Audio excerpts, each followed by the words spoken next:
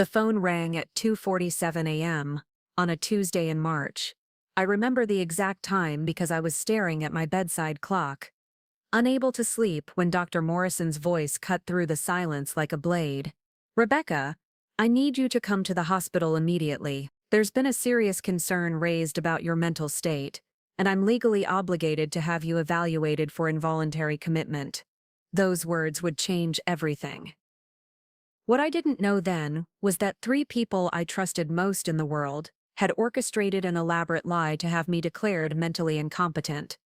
What they didn't know was that I had been recording every conversation for the past 6 months.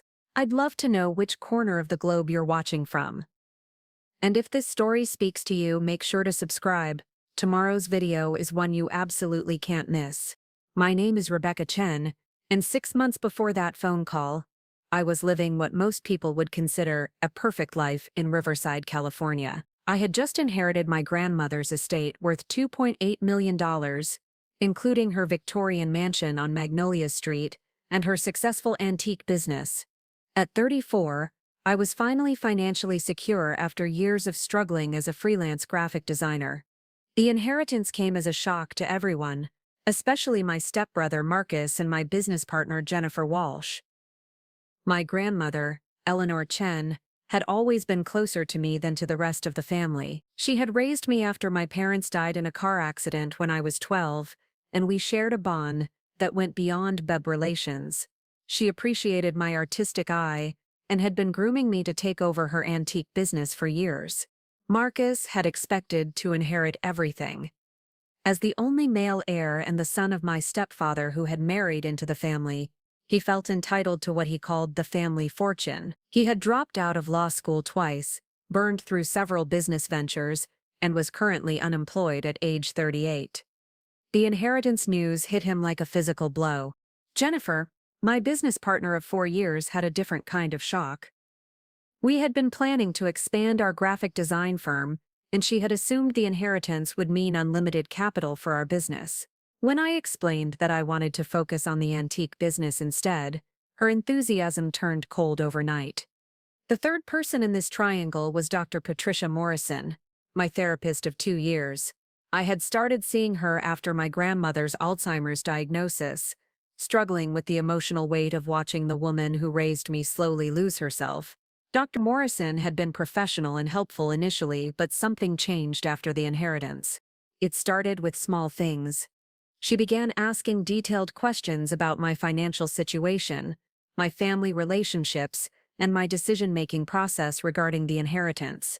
She would probe about my relationship with Marcus, suggesting that family harmony was more important than money. She questioned whether I was truly capable of managing such a large estate, pointing out that I had no experience in business beyond my small design firm.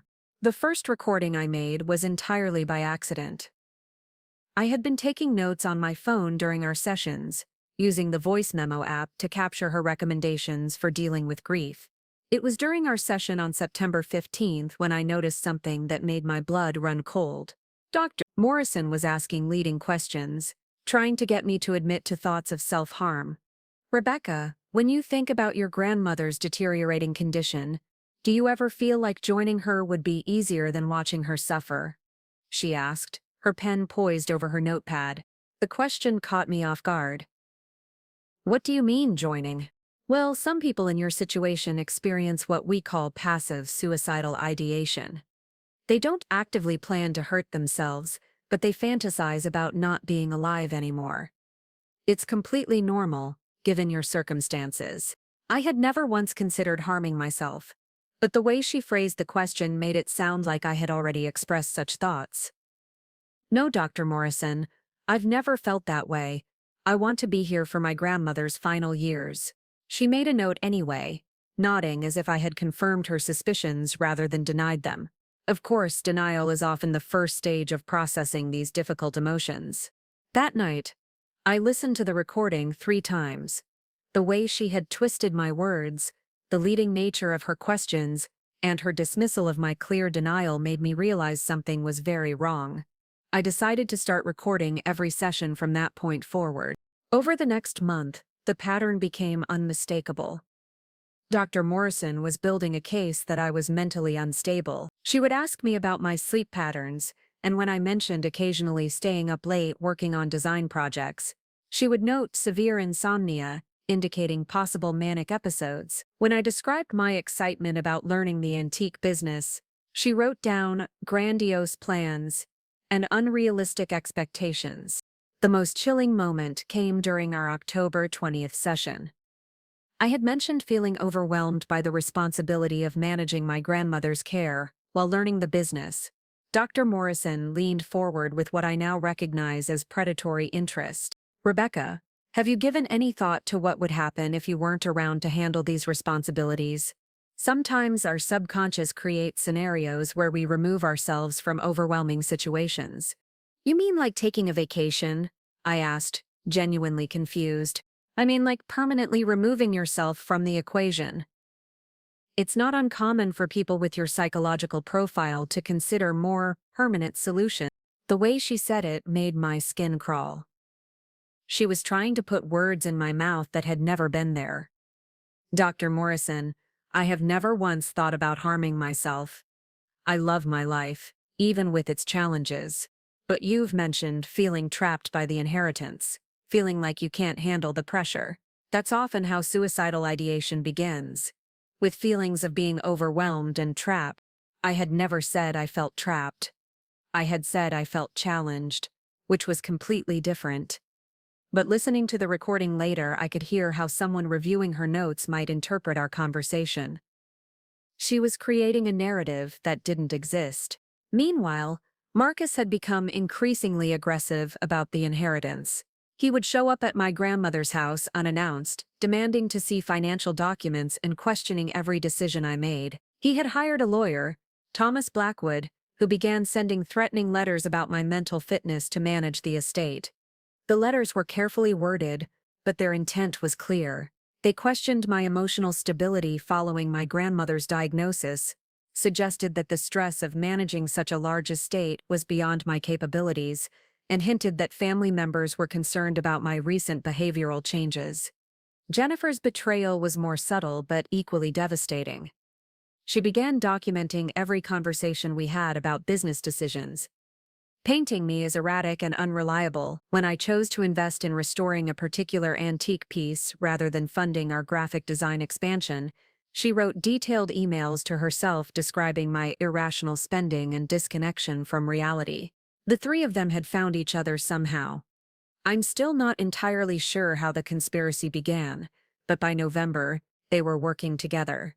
Marcus provided the financial motive, claiming concern for the family estate. Jennifer provided the business angle, arguing that I was making poor decisions that would destroy both businesses.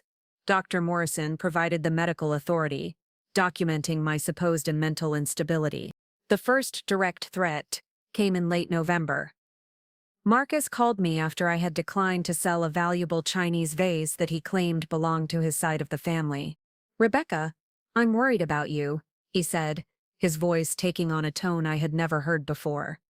"Jennifer says you're making crazy business decisions, and Dr. Morrison mentioned that you've been struggling with some dark thoughts. Maybe it's time for you to step back and let people who care about you handle things for a while." The phrase "dark thoughts" sent chills down my spine. Dr. Morrison had been trying to create evidence of suicidal ideation, and now Marcus was repeating her terminology. The coordination was unmistakable. "Marcus, I've never discussed any dark thoughts with Dr. Morrison because I don't have any. And Jennifer doesn't get to decide what constitutes good business decisions. But Dr. Morrison is required to report when her patients are a danger to themselves, Rebecca. She's just doing her job." The threat was clear. They were planning to use Dr. Morrison's false documentation to have me involuntarily committed, which would give Marcus legal grounds to contest the inheritance and possibly gain conservatorship over the estate. That night, I made a decision that would save my life and my freedom. I went through every recording I had made over the past 2 months and began transcribing the most damaging conversations. The pattern was undeniable. Dr. Morrison had been systematically trying to create evidence of mental illness where none existed. But I needed more than just proof of her manipulation. I needed to understand the full scope of their plan and gather evidence of the conspiracy itself. So I did something that still makes me uncomfortable to think about. I started recording conversations with Marcus and Jennifer too.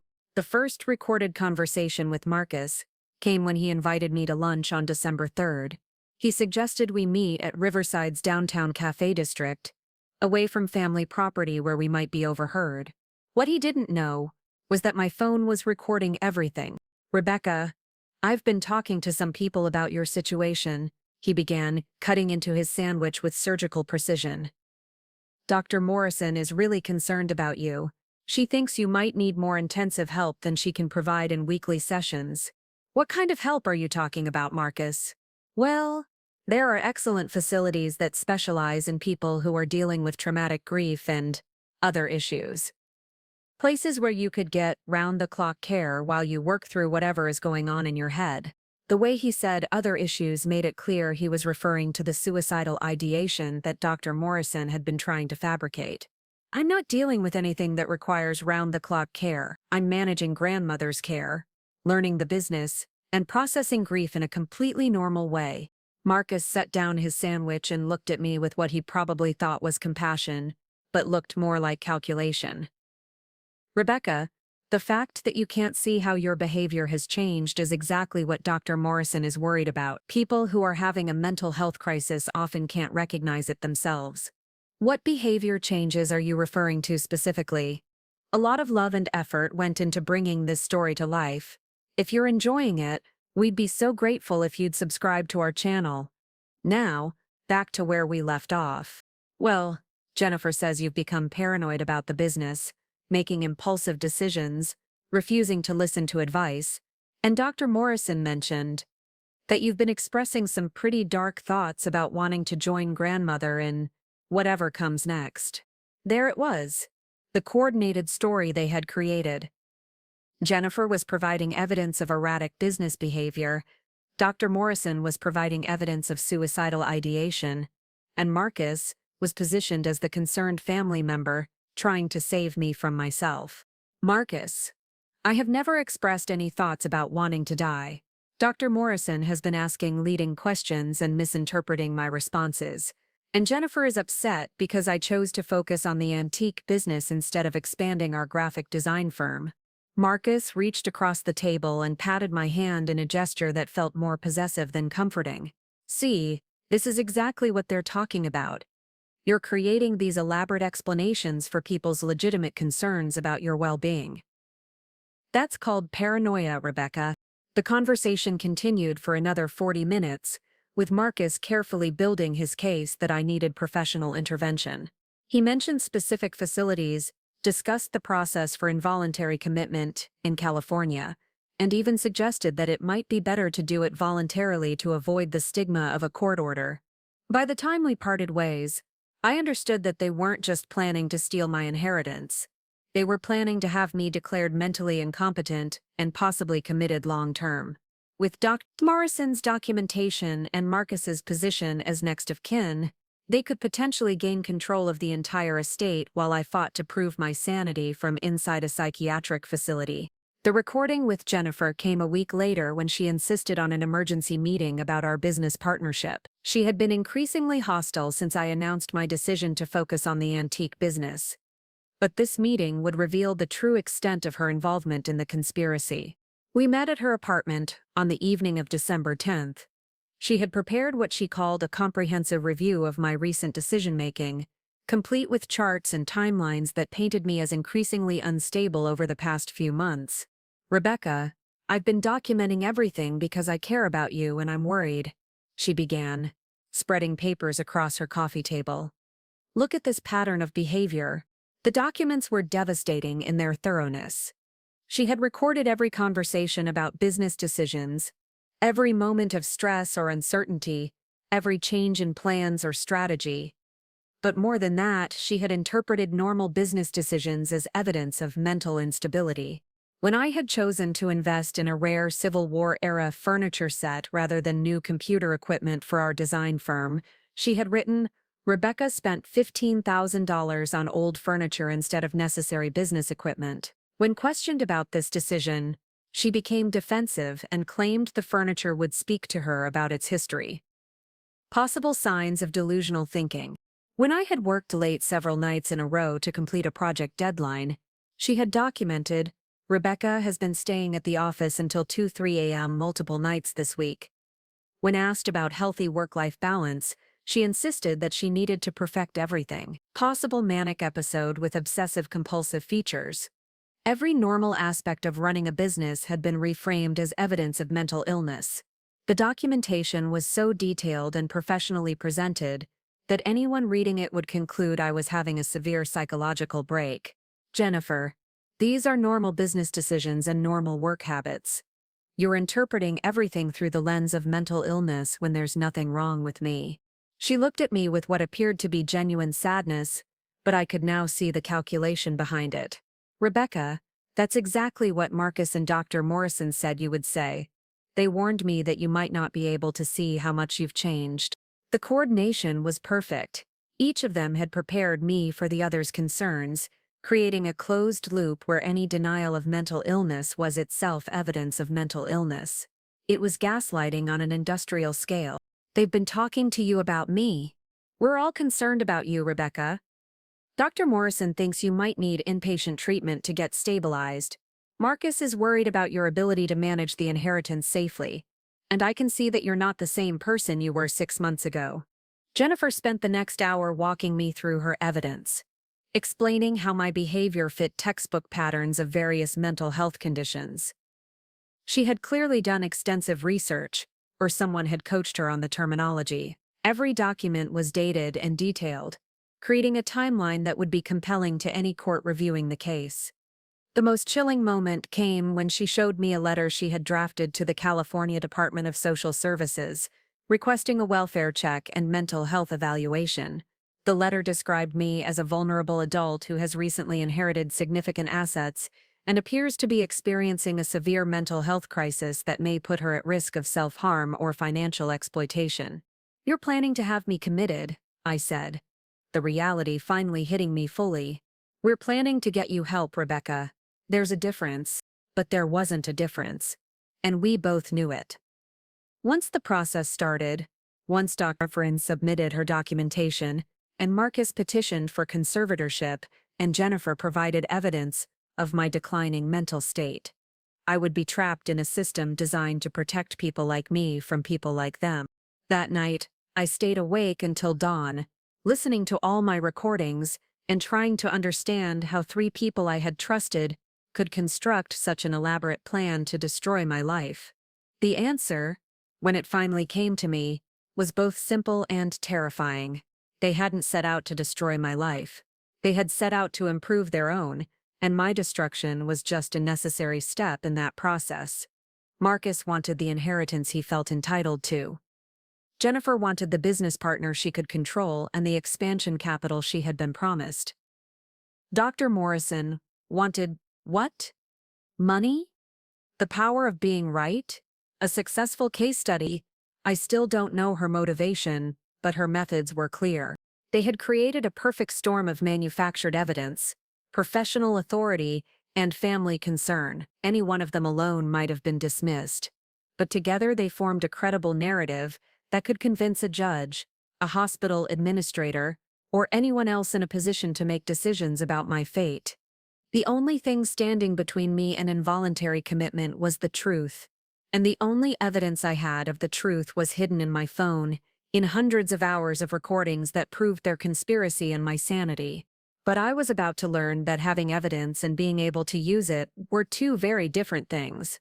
The week before Christmas changed everything. I had spent the previous month gathering evidence and trying to understand the full scope of their plan. But I wasn't prepared for how quickly they would move once they decided to act. It started with my grandmother's sudden decline. Eleanor had been stable for months, her Alzheimer's progressing slowly but predictably. The nursing staff at Sunset Manor had become familiar with her routines, and I visited every Tuesday and Friday without fail. But on December 18th, the head nurse, Patricia Williams, called with alarming news. "Miss Chen, your grandmother had a significant episode yesterday evening." She became extremely agitated, and kept asking for someone named Marcus. She seemed convinced that you were in danger and kept saying we needed to call him immediately. This was strange for several reasons. First, my grandmother rarely remembered Marcus anymore. Her short-term memory had deteriorated to the point where she often didn't recognize him during visits. Second, she had never expressed concern about my safety before. Her remaining anxieties typically centered around her own confusion or the staff at the facility. Did she say anything specific about why she thought I was in danger? She kept repeating that they're going to take Rebecca away, and Marcus needs to stop them. The night shift supervisor said she was inconsolable for over an hour. We had to give her a mild sedative to help her calm down. I drove to Sunset Manor immediately, my mind racing. When I arrived, I found my grandmother in her room, staring out the window with unusual clarity in her eyes. The moment she saw me, she grabbed my hands with surprising strength. "Rebecca, you need to be careful. Someone was here asking questions about you, asking about whether you've been acting strange, whether you've seemed sad or worried about money." My blood ran cold. "Who was asking questions, Grandma?" "A woman. She said she was a doctor, that she was concerned about your mental health. She had papers with her, asking the staff if they'd noticed any changes in your behavior during visits. The nursing staff hadn't mentioned any doctor visiting to ask about me." I found Nurse Williams and inquired about the visitor my grandmother had described. "Ooh, that must have been Dr. Morrison," she said, checking her visitor log. "She came by yesterday around 2 p.m. She said she was your therapist and was conducting a routine check on family dynamics as part of your treatment. She seemed very professional." "Did she speak with other staff members?" "Yes, she interviewed 3 of our nurses and asked to review the visitor logs for the past 6 months. She was particularly interested in your grandmother's reactions to your visits and whether Eleanor had mentioned any concerns about your well-being." Dr. Morrison had been building her case by interviewing my grandmother's caregivers, looking for any evidence that might support her narrative of my declining mental health. The fact that my grandmother, despite her Alzheimer's, had recognized the threat and tried to warn me was both heartbreaking and terrifying. That evening, I received a call from Marcus that confirmed my worst fears. "Rebecca, I just got off the phone with Dr. Morrison. She's extremely concerned about you. Apparently, the staff at grandmother's facility has noticed some disturbing changes in your behavior during visits." I started recording immediately.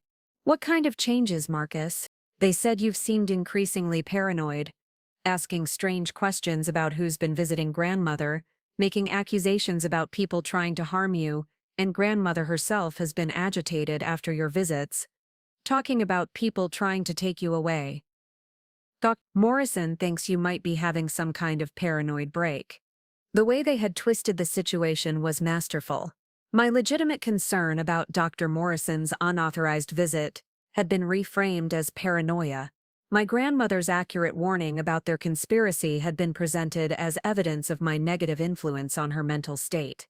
"Marcus, Dr. Morrison visited grandmother without my knowledge or consent and questioned the staff about me. That's a violation of privacy and professional ethics." Of course I had questions about it. "See? This is exactly what Dr. Morrison predicted you would say. She warned me that people experiencing paranoid episodes often create elaborate explanations for normal, caring behavior. She was conducting a standard family assessment as part of your ongoing treatment." The conversation continued for 20 minutes, with Marcus carefully documenting my paranoid responses to Dr. Morrison's legitimate concerns. He mentioned that Jennifer had also expressed worry about my increasing isolation and defensive behavior. The 3 of them had created a narrative where any attempt to defend myself was further evidence of mental illness. The next day brought even more troubling news. I arrived at my office to find that Jennifer had changed the locks and put up a sign declaring the business temporarily closed due to management transition. When I called her, she answered on the first ring as if she had been expecting me. "Rebecca, I had to make a difficult decision for the safety of our business and our clients. Your behavior over the past few weeks has become increasingly erratic, and I can't risk you damaging our professional relationships." Jennifer, you can't lock me out of my own business without legal justification. Actually, I can. I reviewed our partnership agreement with my lawyer, and there's a clause about temporary suspension of duties in cases of mental incapacity. I have documentation going back months, showing your declining ability to make sound business decisions. The partnership agreement. I had signed it 4 years ago when we were both optimistic about our collaboration, never imagining it could be weaponized against me.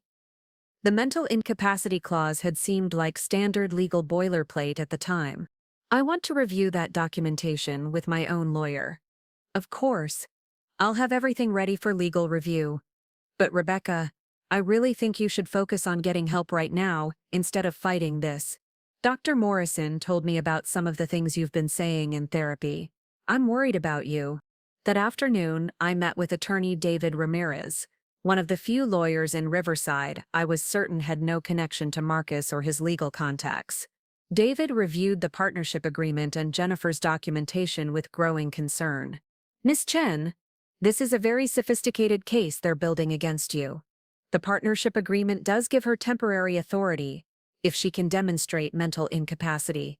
And her documentation is extensive. More concerning is the coordination between your business partner, your therapist, and your family member. This looks like a planned effort to establish grounds for guardianship or conservatorship. What can I do to protect myself? First, we need to get you evaluated by an independent psychiatrist immediately.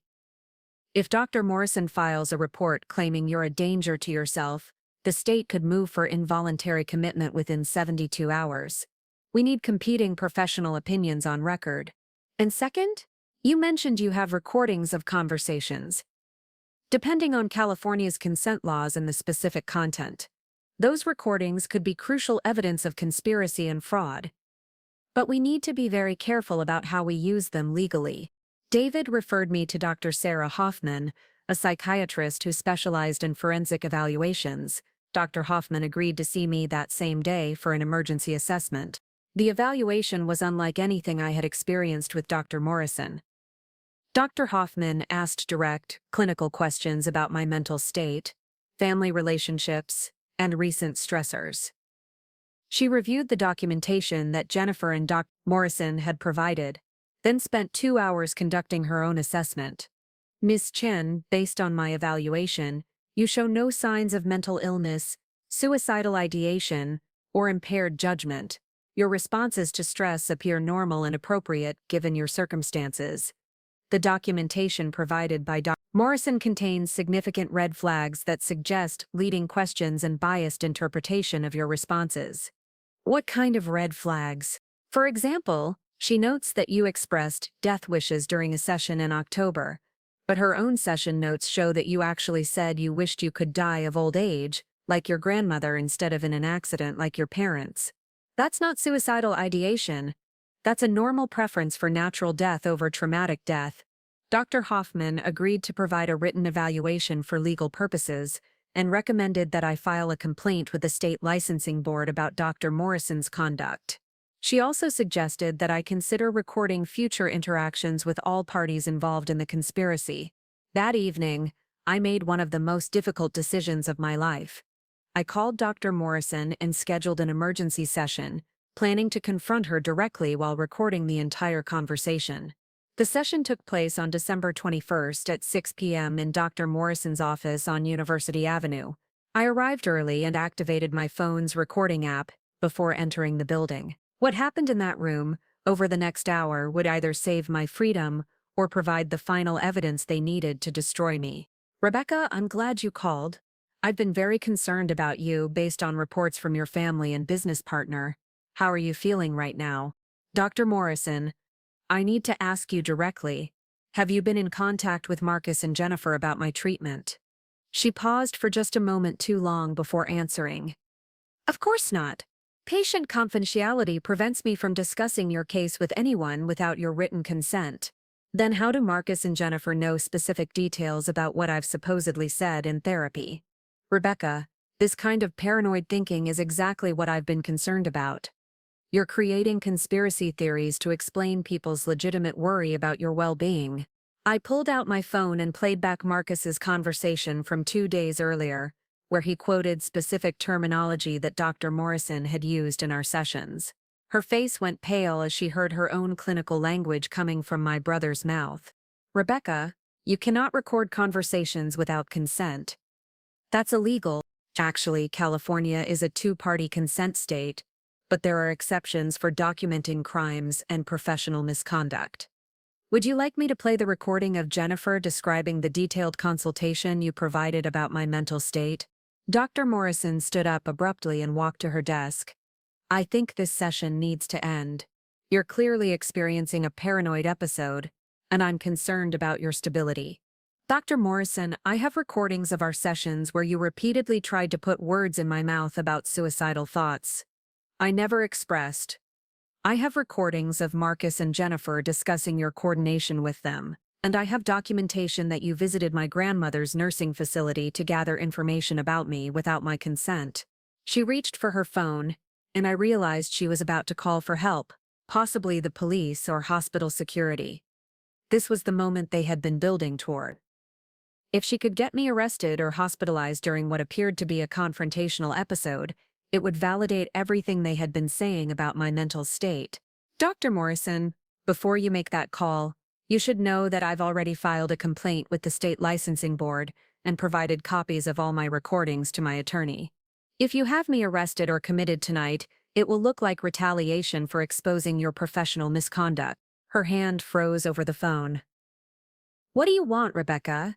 I want you to document in my file that you made an error in your previous assessments, that I show no signs of mental illness or suicidal ideation, and that you will not be recommending any form of involuntary treatment."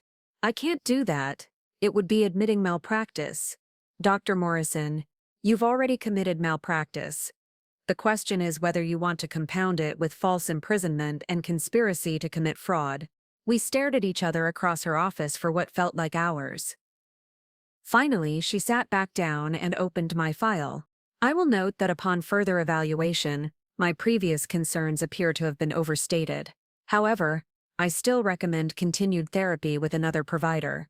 It wasn't everything I wanted, but it was enough to create reasonable doubt about her previous assessments." I left her office knowing that I had won a battle, but the war was far from over. The next morning brought news that confirmed my fears about their timeline. Marcus called to inform me that he had filed a petition with the Riverside County Probate Court, requesting an emergency guardianship hearing based on my deteriorating mental condition and inability to manage financial affairs responsibly. The hearing was scheduled for December 28th, just 1 week away. They had been planning to move during the holidays when court schedules were limited, and I would have difficulty finding legal representation. David Ramirez immediately filed counter-motions, challenging the guardianship petition and requesting sanctions against Marcus for filing frivolous claims based on fraudulent evidence. We also filed for a restraining order against Dr. Morrison, preventing her from having any further contact with my grandmother or her caregivers. But the most crucial development came when David's investigation revealed the financial motive behind their conspiracy. Marcus had already approached 3 different banks about loans secured by his expected inheritance from our grandmother's estate. Jennifer had signed preliminary agreements with 2 investors for expanding our graphic design business. Agreements that required my removal as a decision-maker. They hadn't just been planning to have me committed for the inheritance. They had already spent money they didn't have based on their assumption that their plan would succeed. The final piece of evidence came from an unexpected source. Elena Rodriguez, the evening shift supervisor at Sunset Manor, approached me during one of my visits with information that changed everything. "Miss Chen, I've been working here for 12 years, and what happened with your grandmother last week was very unusual. After that doctor left, I found something in the visitor's lounge that I think you should see." Elena handed me a folder that had been left behind after Dr. Morrison's visit. Inside were photocopies of forms for involuntary psychiatric commitment, partially filled out with my personal information. At the bottom of one form, someone had written in pencil, "Patient exhibits paranoid delusions about family conspiracy. Immediate intervention recommended." The forms were dated 3 days before Dr. Morrison's visit to my grandmother.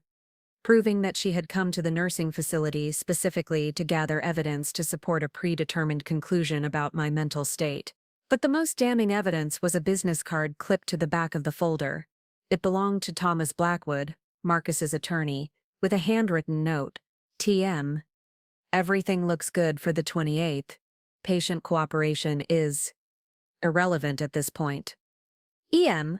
They had been so confident in their plan that they had become careless with their communication. The note proved direct coordination between Dr. Morrison and Marcus's legal team, and the phrase patient cooperation irrelevant suggested they were planning to have me committed regardless of my actual mental state. As I sat in my car outside Sunset Manor, holding the evidence that could save my freedom, I realized that their biggest mistake had been underestimating me. They had seen me as a convenient target, someone grieving, isolated, and overwhelmed by sudden wealth. They had assumed I would be too trusting to question their motives, and too naive to document their actions. They were wrong on both counts, and in 6 days I would have the chance to prove it in court. But first, I had one more conversation to record, the most dangerous one yet. I was going to call Marcus and let him think he had won, encouraging him to reveal the final details of their plan. It was a risky strategy that could backfire spectacularly, but I needed to understand exactly what they intended to do with me after the commitment. Because something Elena had said kept echoing in my mind.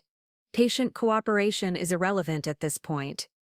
That phrase suggested they weren't just planning a temporary commitment for evaluation. They were planning something permanent, and I was running out of time to stop them. The decision to make one final recording was both calculated and desperate. With the guardianship hearing just 5 days away, I needed to understand the full scope of their plan beyond the courtroom. The phrase patient cooperation irrelevant haunted me because it suggested they had contingencies I hadn't yet discovered. Christmas Eve morning, I called Marcus from my grandmother's house, choosing the location deliberately. The Victorian mansion on Magnolia Street had been my safe haven for over 20 years, and I wanted to be surrounded by Eleanor's presence during what might be the most dangerous conversation of my life. Marcus, I've been thinking about what you said regarding getting help. Maybe you're right. Maybe I have been struggling more than I want to admit. The silence on his end lasted so long, I wondered if the call had dropped. When he finally spoke, his voice carried a mixture of surprise and suspicion. Rebecca, are you feeling all right? You sound different. I'm tired, Marcus. I'm tired of fighting everyone who cares about me. Dr. Morrison, Jennifer, maybe you're all seeing something I can't see. I heard him breathing heavily, processing this unexpected development. They had been prepared for continued resistance, not surrender. Well, that's good, Rebecca. That's the first step toward getting better. What made you change your mind? I found some papers on my desk yesterday that I don't remember writing. Shopping lists with things like rope and pills on them, and I've been having trouble sleeping, staying awake until 3 or 4 a.m., just staring at the ceiling thinking about grandmother dying and what happens after that. I was giving him exactly what Dr. Morrison had been trying to extract: admissions of suicidal ideation and memory problems. The shopping list detail was inspired by actual cases I had researched where patients were coerced into false confessions. Oh, Rebecca, I'm so sorry you're going through this. Have you told Dr. Morrison about the papers you found? No, I was embarrassed. But Marcus, I'm scared. What if I do something and I don't remember it? What if I hurt myself without meaning to? Listen to me carefully, Rebecca. You're not going to hurt yourself because we're not going to let that happen. Dr. Morrison has been working on a treatment plan that can help you get stabilized quickly. What kind of treatment plan? There's a facility about 2 hours north of here, in the mountains near Lake Arrowhead. It's called Serenity Ridge, and it specializes in people who are dealing with exactly what you're going through. Dr. Morrison thinks you might benefit from their intensive program. Serenity Ridge. I made a mental note to research this facility immediately after the call ended. The fact that they had already selected a specific location confirmed that their planning was more advanced than I had realized. How long would I need to stay there?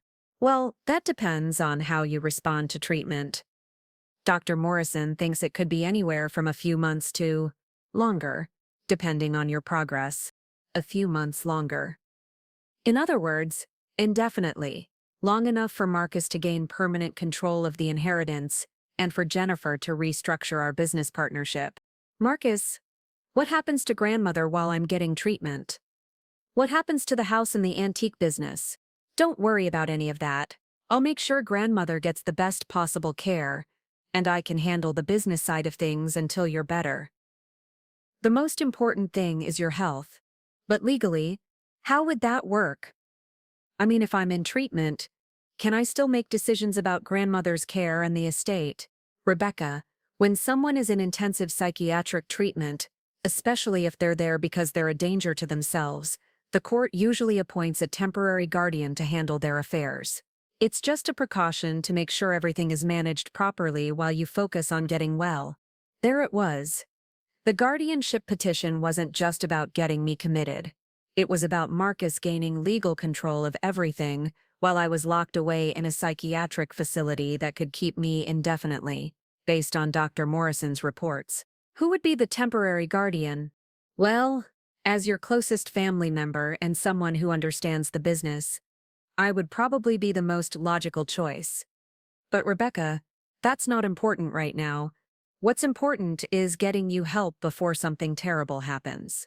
The conversation continued for another 30 minutes, with Marcus walking me through what he described as a voluntary admission process to Serenity Ridge. He had clearly researched the facility extensively and knew their admission procedures, treatment protocols, and visitor policies. The visitor policies were particularly revealing. Serenity Ridge limited visitors to immediate family members only, and all visits required approval from the treating physician. Patients were not allowed to have cell phones or recording devices, and all communications were monitored for therapeutic purposes. It was the perfect prison. Once I was admitted, Dr. Morrison could control all information going in and out.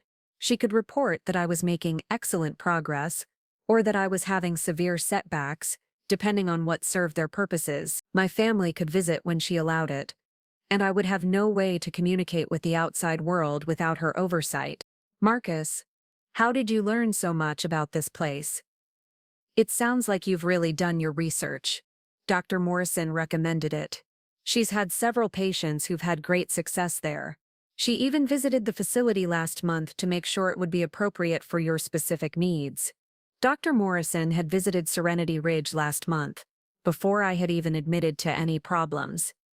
The premeditation was staggering. When would this happen? I mean, if I decided to go voluntarily? Actually, Rebecca, Dr. Morrison was hoping you could go tomorrow. Christmas Day might seem like strange timing, but she's concerned about your safety, especially after what you told me about the papers you found. The facility has agreed to do an emergency admission. Christmas Day. They wanted to commit me on Christmas Day, when most courts would be closed, when many lawyers would be unavailable, and when any legal challenge would be delayed by at least a week. It was strategically brilliant and morally horrifying. I need to think about this, Marcus. Can I call you back tonight? Of course, but Rebecca, please don't wait too long. Dr. Morrison is really worried about what might happen if you continue to deteriorate without proper care. After ending the call, I immediately began researching Serenity Ridge Treatment Center. What I found confirmed my worst fears and revealed new ones I hadn't anticipated. Serenity Ridge was a legitimate psychiatric facility, but it specialized in long-term residential treatment for patients with severe mental illness. The average stay was 18 months, and some patients remained there for years. The facility had been the subject of several investigations by state health authorities for questionable discharge practices and financial irregularities. More disturbing were the online reviews from former patients and their families. Multiple people described situations where patients were kept far longer than necessary because their insurance continued to pay or because family members wanted them to remain hospitalized. Several reviews mentioned patients who tried to leave voluntarily but were kept on extended holds based on reports that they were still dangerous to themselves. But the most chilling discovery came when I searched for Dr. Morrison's connection to the facility. According to the facility's website, she was listed as a consulting psychiatrist who provided pre-admission assessments and ongoing treatment coordination for referred patients.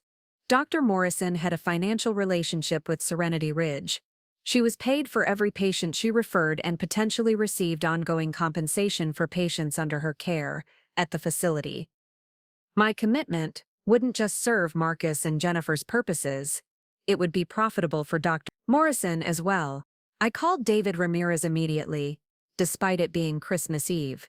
David, I need you to research a psychiatric facility called Serenity Ridge and Dr. Morrison's financial relationship with them. I also need to know about emergency commitment procedures and what rights I have if someone tries to have me involuntarily admitted. Rebecca, what's happened? You sound panicked. I played excerpts from the recorded conversation with Marcus, focusing on the parts about voluntary admission and the timeline for commitment. This is extremely serious, Rebecca. If they're planning to move tomorrow, we need to act immediately. Voluntary psychiatric admission can become involuntary very quickly, especially if the admitting physician claims the patient is not competent to make their own decisions. What can we do? First, do not go anywhere with Marcus or meet him anywhere in private. Second, I'm going to file an emergency motion tonight requesting a restraining order that prevents them from having you committed without a full court hearing. Third, we need to get all your recordings to a secure location where they can't be destroyed or confiscated. That evening, while David worked on the legal filings, I made copies of every recording I had made over the past 3 months. I stored copies in 3 different locations: my attorney's office, a safe deposit box at a bank across town, and Elena Rodriguez at Sunset Manor, who had agreed to help after witnessing Dr. Morrison's deceptive visit to my grandmother. But I also made one more recording, that Christmas Eve, one that I hoped I would never need to use. I called Jennifer, knowing that she would be the most likely to reveal details about what they planned to do after my commitment. Jennifer had always been more emotional and less calculating than Marcus, and I suspected she might have moral conflicts about the plan that could be exploited. Jennifer, it's Rebecca. I wanted to call and apologize for how I've been acting lately. Marcus helped me realize that I really haven't been myself. Oh, Rebecca, I'm so glad you called. I've been so worried about you. Marcus told me you're considering getting some professional help. Yes. He mentioned a place called Serenity Ridge. I was wondering if you could help me understand what happens to our business while I'm in treatment. There was a long pause before Jennifer answered, and when she did, her voice carried a note of guilt that hadn't been there in previous conversations. Rebecca, I need you to know that everything I've done has been because I care about you and I want our business to succeed. The partnership agreement has provisions for temporary management changes, but that doesn't mean I want to push you out permanently. What do you mean by temporary management changes? Well, while you're getting treatment, I would have full authority to make business decisions, sign contracts, manage finances, that sort of thing. But once you're better and ready to come back, we can renegotiate the partnership terms. How long do you think I'll be in treatment?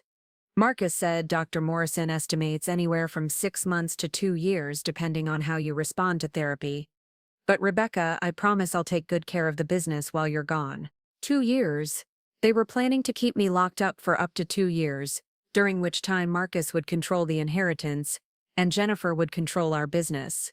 By the time I was released, if I was ever released, they would have consolidated their power and possibly found legal ways to make their control permanent. Jennifer, can I ask you something honestly? Do you really think I'm mentally ill, or is this about the money and the business? The silence that followed was deafening. When Jennifer finally spoke, her voice was barely above a whisper. Rebecca, I think you've been under a lot of stress, and I think the inheritance has created pressure that's been hard for you to handle. But I also think, she paused again, and I could hear her crying softly. I also think Marcus and Dr. Morrison are more concerned about the financial situation than they are about your actual well-being. It was the first crack in their unified front. The first admission that their motives might not be entirely pure. Jennifer, are you having second thoughts about this plan? I never wanted to hurt you, Rebecca. I just wanted our business to succeed, and when the inheritance came along, I thought it was the answer to all our problems. But watching what's happening now, seeing how coordinated this all is, I'm starting to feel sick about my part in it. What do you mean by coordinated? Marcus has been planning this since the day your grandmother's will was read. He approached me 2 weeks after you inherit, asking about our partnership agreement and whether there were ways to remove you from decision-making. And Dr. Rebecca, she contacted Marcus first, not the other way around. That revelation hit me like a physical blow. Dr. Morrison had initiated contact with Marcus, meaning her involvement wasn't just opportunistic, it was predatory. How did Dr. Morrison know about Marcus? She looked up your family information in your insurance files and reached out to him directly. She told him she was concerned about your ability to manage such a large inheritance given your psychological profile, and suggested that family intervention might be necessary. Dr. Morrison had violated multiple ethical standards by accessing my insurance information to contact my family and by discussing my treatment with them, without consent. But more than that, she had been actively recruiting co-conspirators to help her build a case for my commitment.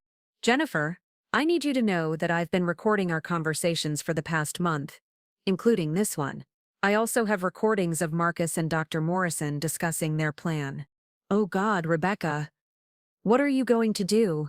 I'm going to fight this in court. And Jennifer, you have a choice to make. You can continue helping them destroy my life, or you can help me prove what they've been doing. What would you need me to do? I need you to document everything Marcus and Dr. Morrison have told you to do. I need you to testify about how this conspiracy started and who initiated it.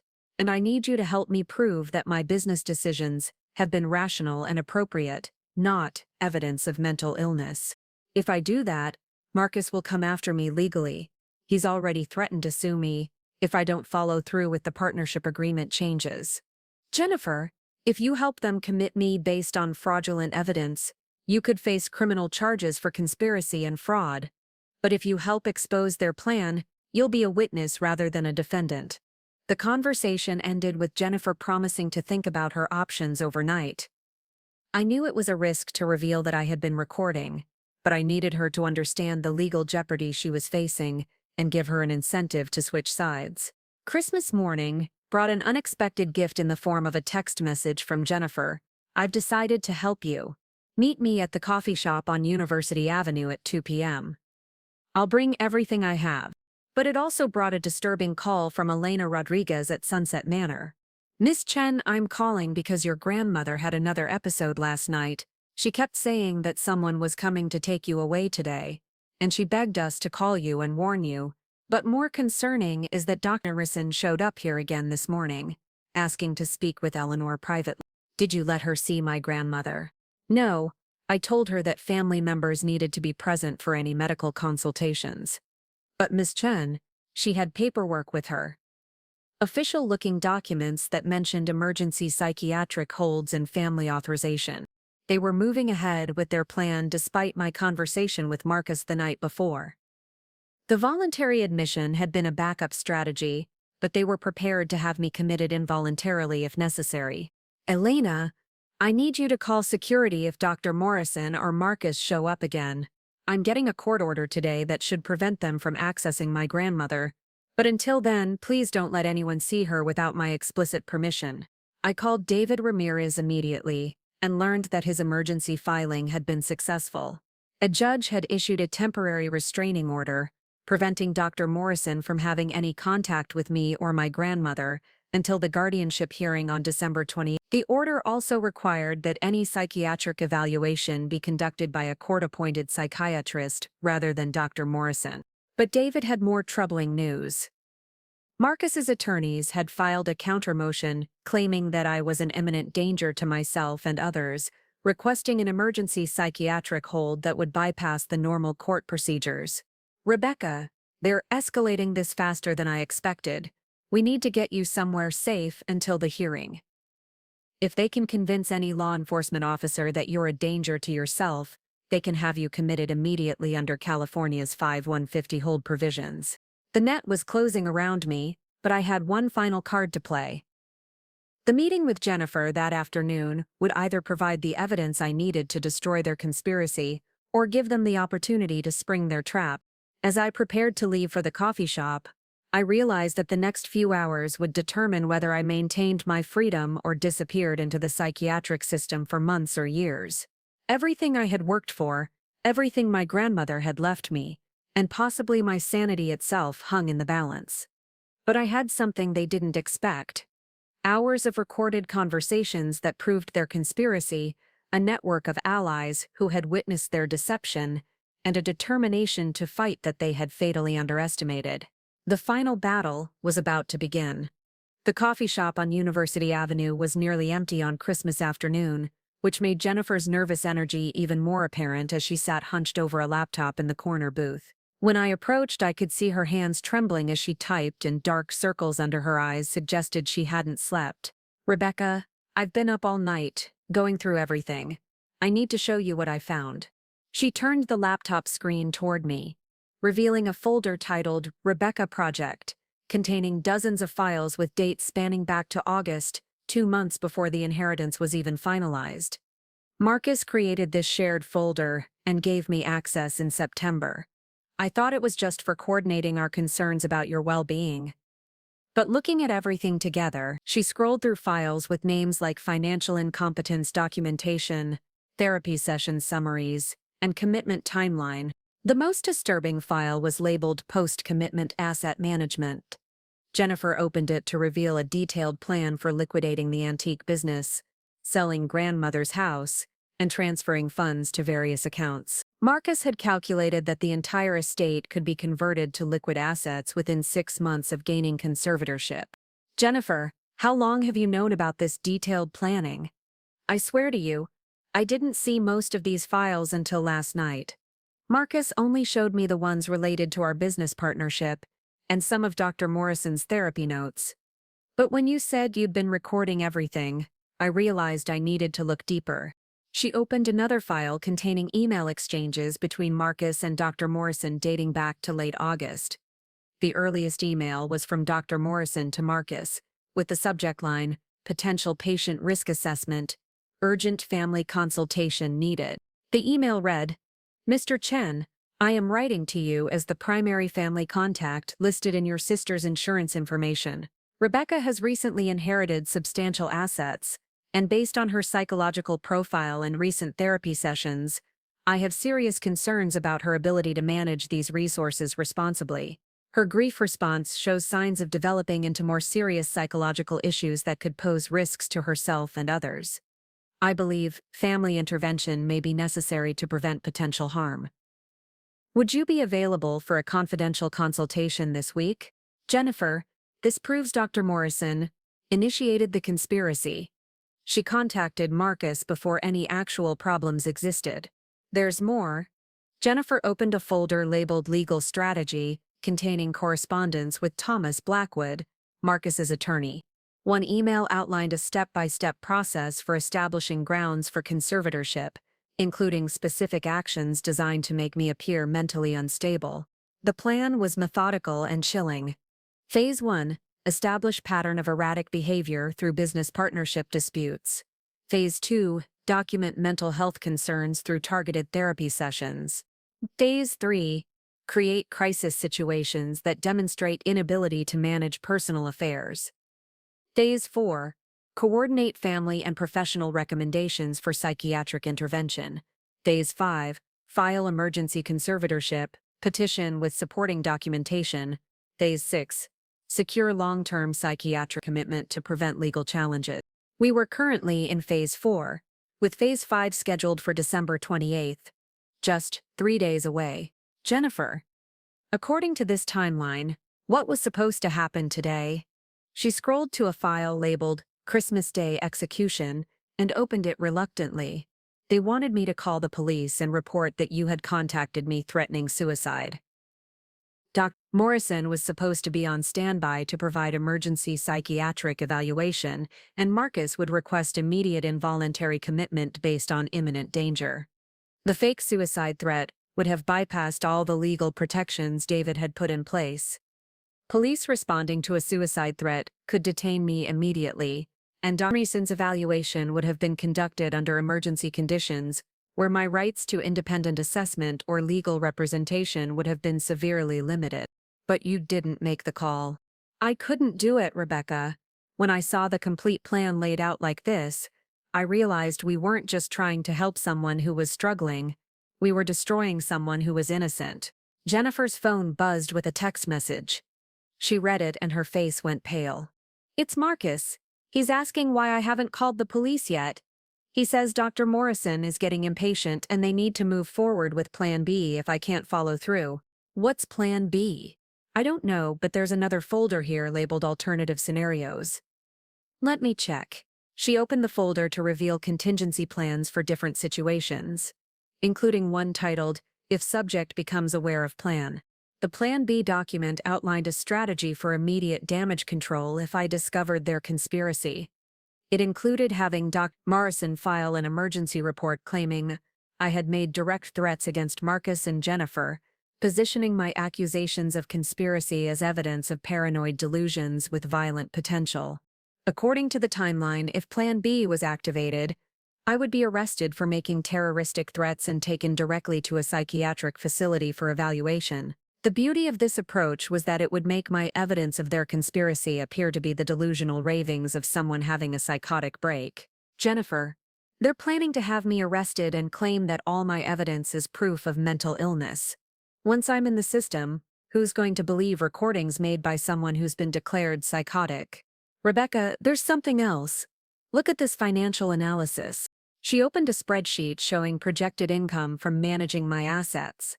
Marcus had calculated that as conservator, he could pay himself an annual fee of $200,000 for managing the estate, plus additional fees for property management, business operations, and crisis intervention services.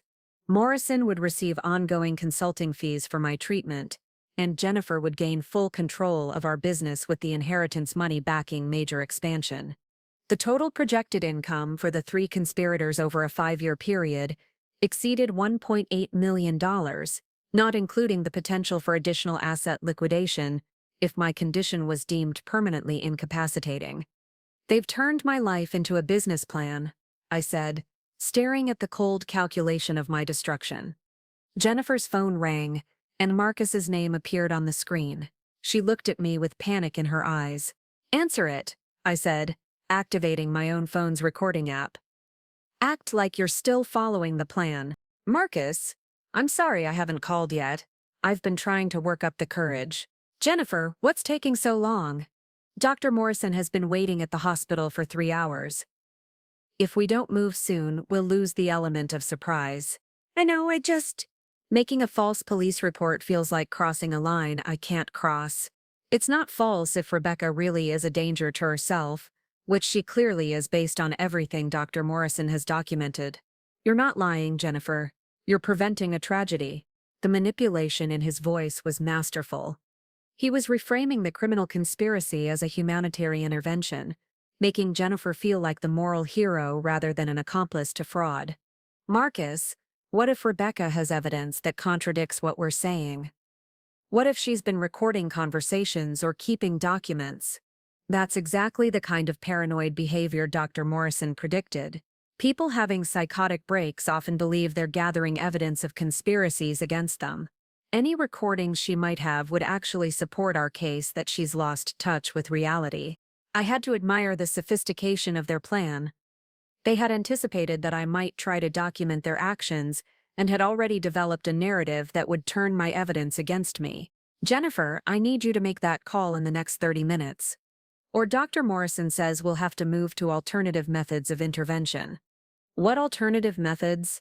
Let's just say that there are ways to get someone a psychiatric evaluation that don't require their cooperation or even their knowledge. Dr. Morrison has contacts at the county mental health department who can authorize emergency interventions based on family reports of dangerous behavior. After ending the call, Jennifer stared at her phone in horror. Rebecca, they're going to have you committed no matter what I do. If I don't call the police, they have other ways. Then we need to get ahead of this. How quickly can you copy all these files? I already did. Everything is on this flash drive. She handed me a small USB device. But Rebecca, they're going to know I betrayed them as soon as you use this evidence. Marcus will come after me legally and financially. Jennifer, if you help me stop this, I'll make sure you're protected. But if they succeed in having me committed, you'll be complicit in a felony conspiracy that could send you to prison. We spent the next hour reviewing the most damaging evidence and planning our strategy for the court hearing. Jennifer agreed to testify about how the conspiracy began and to provide testimony that my business decisions had been rational and well considered. But as we prepared to leave the coffee shop, Jennifer received another call that changed everything. Jennifer Walsh. The voice on the phone was unfamiliar and official sounding. Yes, this is Jennifer. This is Detective Maria Santos with the Riverside Police Department. We've received a report that you may have information about an individual who has been making threats of self-harm and potential violence against family members. We'd like to speak with you immediately. Jennifer's hand shook as she held the phone. I'm sorry, I don't know what you're talking about. Ma'am, we have a report from Dr. Patricia Morrison indicating that Rebecca Chen has been making specific threats to harm herself and potentially others, including you. We understand you've been in recent contact with Miss Chen and may have relevant information about her mental state. They had moved to Plan B without waiting for Jennifer's cooperation. Dr. Morrison had filed the emergency report claiming, I had made threats, and now the police were actively seeking evidence to support involuntary commitment. Detective, I'm actually with Rebecca right now, and she hasn't made any threats of any kind. Ma'am, I need you to step away from Miss Chen immediately. If she's currently with you and has been reported as potentially violent, you could be in danger. Jennifer looked at me with terror in her eyes. The trap was closing around both of us now. Detective Santos, this is Rebecca Chen. I'm going to put you on speaker so my attorney can join this conversation. I called David Ramirez on my other phone and connected both calls. Miss Chen, I need you to remain calm and stay exactly where you are. We're sending units to your location for a welfare check. Detective, this is David Ramirez, Miss Chen's attorney. I have a restraining order issued by Judge Williams this morning that prohibits Dr. Morrison from having any contact with my client or making any reports about her mental state. Any action taken based on Dr. Morrison's report would be in violation of a court order. Mr. Ramirez, I'm looking at an emergency psychiatric hold request that was filed this morning before any restraining order was issued. The timestamps show Dr. Morrison's report was submitted at 8:47 a.m. David's voice became urgent. Detective, that's impossible. The restraining order was filed at 6:30 a.m. and approved at 7:15 a.m. Dr. Morrison would have been served with the order before 8 hours. Mr. Ramirez, I'm going to need to verify that information with the court. In the meantime, I have officers en route to conduct a welfare check on Miss Chen. The police were minutes away, and despite David's legal protections, they had the authority to detain me for psychiatric evaluation based on Dr. Morrison's fraudulent report. Once I was in custody, the conspiracy could move forward with their timeline regardless of any court orders. Jennifer, I need you to leave now and take that flash drive somewhere safe. If they arrest me, you're the only person who can prove this conspiracy exists. Rebecca, I can't just abandon you. You're not abandoning me. You're saving me. Take the evidence to David's office and make sure it gets to the court before my hearing. As Jennifer gathered her laptop and prepared to leave, she turned back with tears in her eyes. Rebecca, I'm so sorry for my part in this. I never wanted it to go this far. I know, but you can still make it right. Jennifer left through the back exit just as I saw police cars pulling into the coffee shop parking lot. I had perhaps 2 minutes before they entered the building and found. I called David immediately. They're here. The police are about to arrest me based on Dr. Morrison's false report. Rebecca, listen carefully. Do not resist arrest, but clearly state that you are not suicidal and that you request an independent psychiatric evaluation. Demand that any evaluation be conducted by a court-appointed psychiatrist, not Dr. Morrison. And whatever happens, do not sign any voluntary admission papers. What about the evidence Jennifer collected? I'll meet her at my office tonight. If they commit you, we'll file for an emergency hearing tomorrow morning with all the evidence of conspiracy and fraud. The coffee shop door opened, and two uniformed officers entered, scanning the room until their eyes settled on me. Rebecca Chen. Yes, officer. Ma'am, we've received a report of concern about your welfare. We need you to come with us for an evaluation. Officer, I am not suicidal. I have not threatened anyone, and I request that any psychiatric evaluation be conducted by a court-appointed psychiatrist rather than Dr. Morrison, who is the subject of an active restraining order. Ma'am, we understand your concerns, but we have a legal obligation to respond to reports of potential self-harm. You'll have the opportunity to discuss the specifics of your evaluation once we get to the hospital. As they escorted me from the coffee shop, I realized that despite all my preparation and evidence gathering, I was about to disappear into the psychiatric system exactly as Marcus, Jennifer, and Dr. Morrison had planned. But they had made one critical mistake. Jennifer's betrayal of their conspiracy meant that while they might win this battle, they had already lost the war. The evidence of their premeditated fraud was now in the hands of my attorney, and their carefully constructed plan was about to collapse around them. The only question was whether I would survive long enough to see them face justice. The psychiatric emergency room at Riverside General Hospital was a sterile maze of locked doors, observation windows, and the constant hum of fluorescent lights. As the officers processed my intake, I found myself in a system designed to help people in crisis, but weaponized against someone who threatened a carefully orchestrated conspiracy. The intake nurse, a tired-looking woman named Carol Martinez, reviewed the paperwork the police had brought with them. Her expression shifted from routine processing to heightened concern as she read Dr. Morrison's report. Ms. Chen, I need to ask you some direct questions. Have you had any thoughts of harming yourself or others in the past 24 hours? No, I have not. I need you to document that I'm requesting an independent psychiatric evaluation and that Dr. Patricia Morrison, who filed this report, is subject to a restraining order for professional misconduct. Carol made notes on her clipboard, but her expression suggested she'd heard similar claims before from patients who insisted they didn't belong in psychiatric facilities. Ma'am, I understand you have concerns about Dr. Morrison, but right now I need to focus on your immediate safety. The report indicates you've been expressing specific plans for self-harm and have access to means to carry out those plans. What specific plans? I've never expressed any plans for self-harm to anyone. Carol consulted the paperwork again. According to Dr. Morrison's report, you told your business partner Jennifer Walsh that you had written shopping lists containing items like rope and pills, and that you were having intrusive thoughts about joining your deceased grandmother. The fabricated shopping list story I had told Marcus to test his reaction had been transformed into evidence against me. But I had recorded that conversation, and the recording would prove I was lying to entrap him, not expressing genuine suicidal ideation. Nurse Martinez, I need to contact my attorney immediately. I have evidence that Dr. Morrison's report contains deliberately false information. Ms. Chen, you'll have the opportunity to speak with the evaluating psychiatrist about any concerns regarding your treatment. Right now, I need to complete the intake process. The intake process involved surrendering all personal belongings, including my phone with its crucial recordings.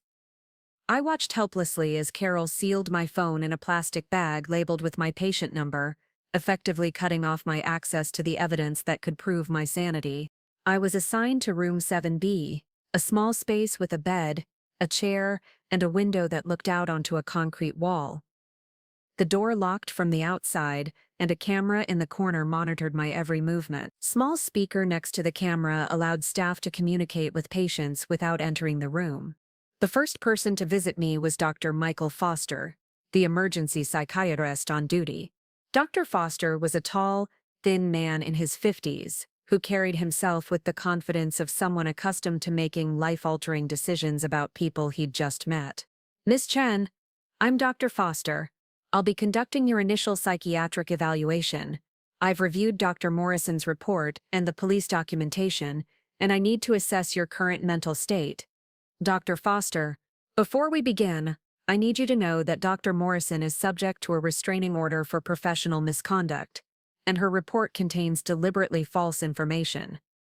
I have evidence that she has been conspiring with my family members to have me falsely committed. Dr. Foster made a note in his file. Ms. Chen, allegations against treating physicians are not uncommon in cases where patients are experiencing paranoid ideation. Let's focus on your current state of mind rather than past grievances. The evaluation that followed was a frustrating exercise in having my words twisted and reinterpreted. When I explained the inheritance situation and the conflicts it had created, Dr. Foster noted, patients report family disputes over money, suggesting possible paranoid focus on financial matters. When I described my business partnership with Jennifer, he wrote, patient demonstrates obsessive concern about business control and partner loyalty. Most damaging was his interpretation of my recordings. When I explained that I had been documenting conversations to prove the conspiracy against me, Dr. Foster's expression shifted to one of clinical concern. Ms. Chen, the fact that you've been secretly recording family members and your therapist suggests significant level of paranoid behavior. This kind of surveillance of loved ones is often associated with delusional thinking. Dr. Foster, the recordings prove that they've been planning to have me committed for financial gain. They contain admissions of conspiracy and fraud. What you interpret as an admission of conspiracy, I might interpret as expressions of legitimate concern from people who love you. Paranoid delusions often involve misinterpreting normal social interactions as evidence of persecution. The circular logic was maddening. Any evidence I presented was reframed as proof of the mental illness they claimed I had. Any denial of suicidal thoughts was interpreted as lack of insight into my condition. Any explanation of the conspiracy was dismissed as paranoid delusion. After 2 hours of evaluation, Dr. Foster delivered his preliminary assessment. Ms. Chen, based on my evaluation and Dr. Morrison's report, I believe you meet the criteria for a 72-hour psychiatric hold. You're experiencing paranoid delusions centered around family members and financial matters, and you've expressed suicidal ideation with access to means of self-harm. Dr. Foster, I have never expressed genuine suicidal ideation. The conversation Dr. Morrison is referencing was a lie I told to test whether family members were coordinating with her.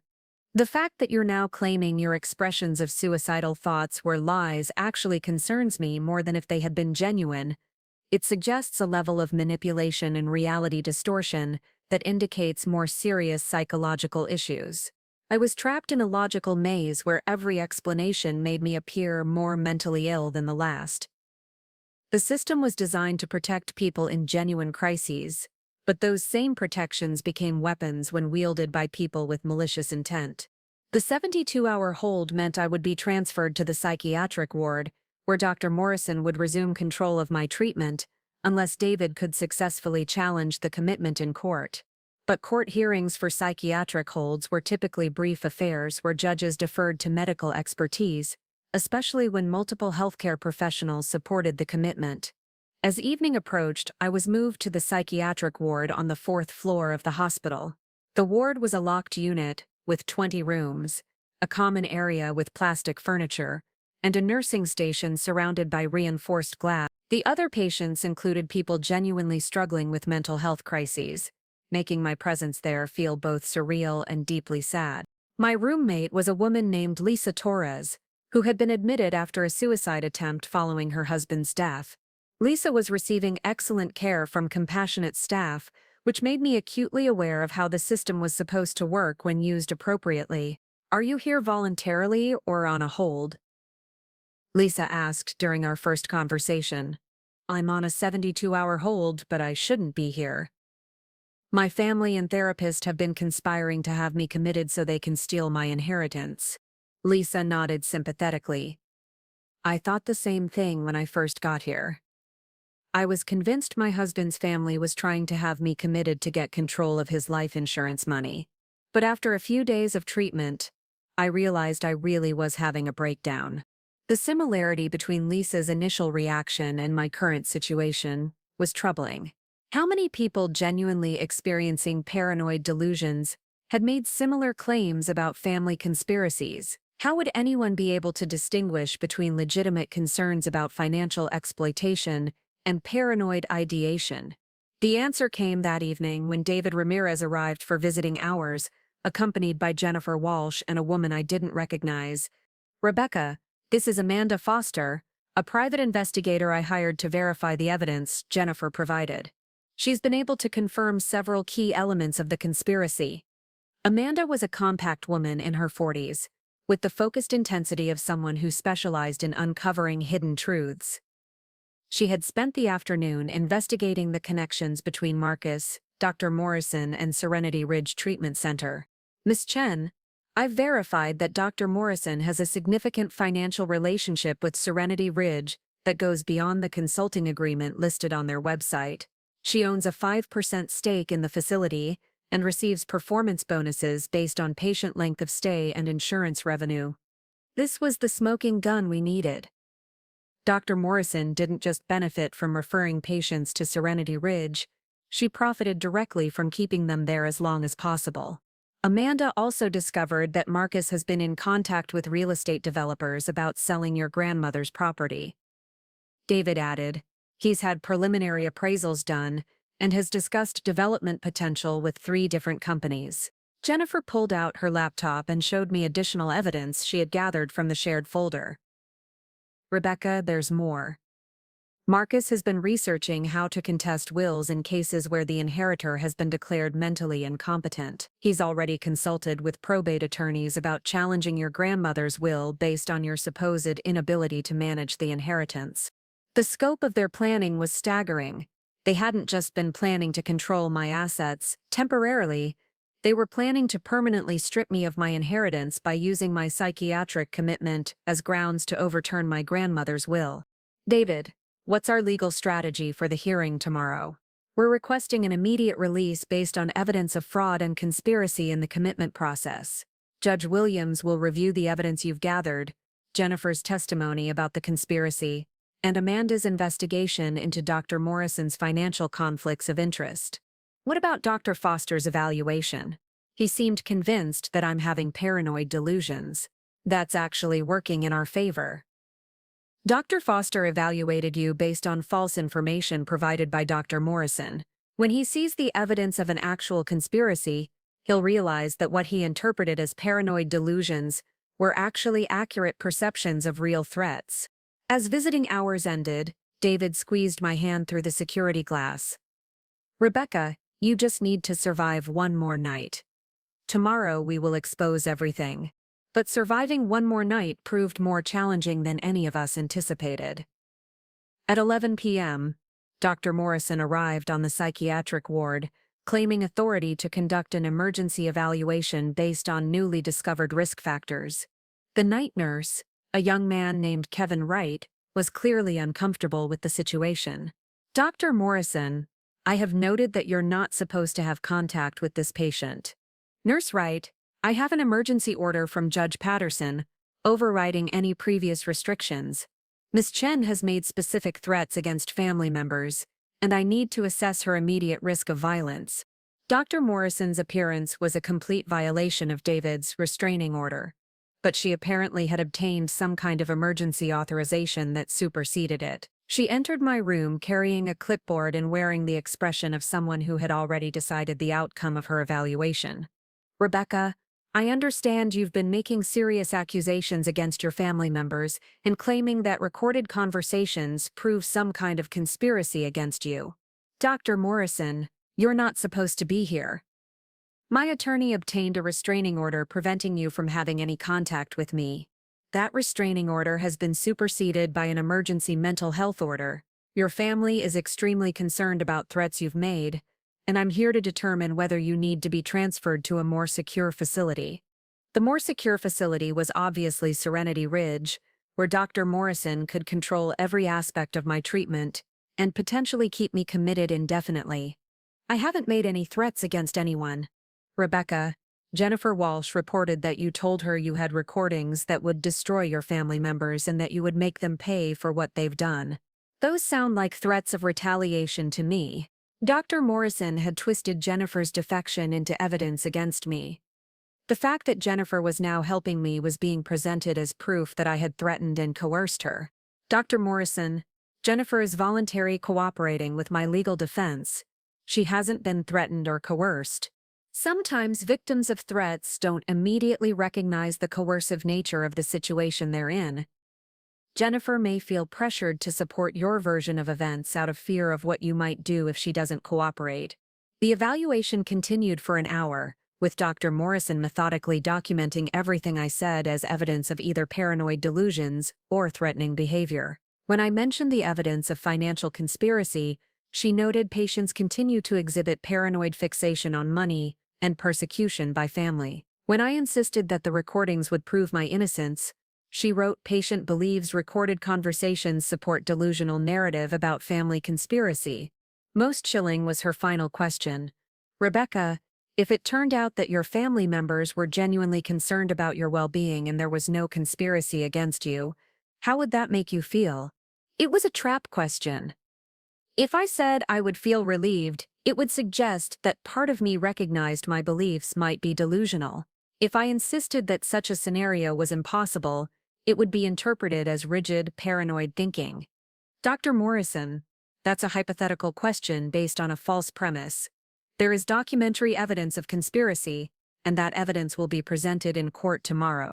I see. So you're absolutely certain that your interpretation of events is correct, and you cannot consider any alternative explanations. I'm certain that recorded conversations, documented financial planning, and coordinated actions constitute evidence of conspiracy. Dr. Morrison closed her file with an expression of professional concern that barely concealed her satisfaction.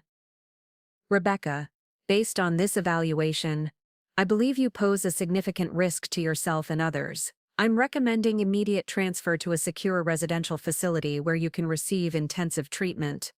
As Dr. Morrison left my room, I realized that tomorrow's court hearing might be my last chance to prove my sanity before disappearing into the psychiatric system for months or years. The evidence that could save me was sitting in David's office, but evidence only mattered if judges and doctors were willing to consider the possibility that a seemingly impossible conspiracy was actually true.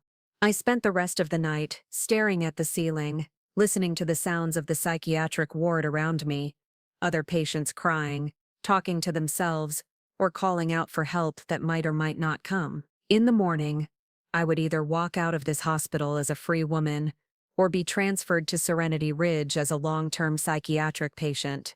Everything depended on whether 12 years of legal training had prepared David Ramirez for the most important case of his career, and mine. The transport van to Riverside County Courthouse arrived at 7 a.m., earlier than I had expected. As I was escorted from the psychiatric ward in handcuffs and hospital scrubs, I caught a glimpse of the morning news playing in the hospital lobby. The headline read, "Local heiress hospitalized after threatening family members." Somehow, news of my commitment had leaked to the media, and the story being told painted me as an unstable woman who had inherited more money than she could handle. The timing wasn't coincidental. Public perception could influence judicial decisions, even in cases that should be decided purely on legal evidence. The courtroom at Riverside County Courthouse was smaller than I had imagined, with worn wooden benches and fluorescent lighting that cast everything in harsh relief. Judge Catherine Williams, a woman in her 60s with steel gray hair and penetrating eyes, presided over what would determine whether I remained free or disappeared into the psychiatric system indefinitely. David Ramirez sat at the defendant's table with 3 boxes of evidence, his usual calm demeanor betraying none of the pressure he was under. Across the aisle, Thomas Blackwood, Marcus's attorney, had arranged his own impressive display of documents, including what appeared to be Dr. Morrison's complete psychiatric evaluation files.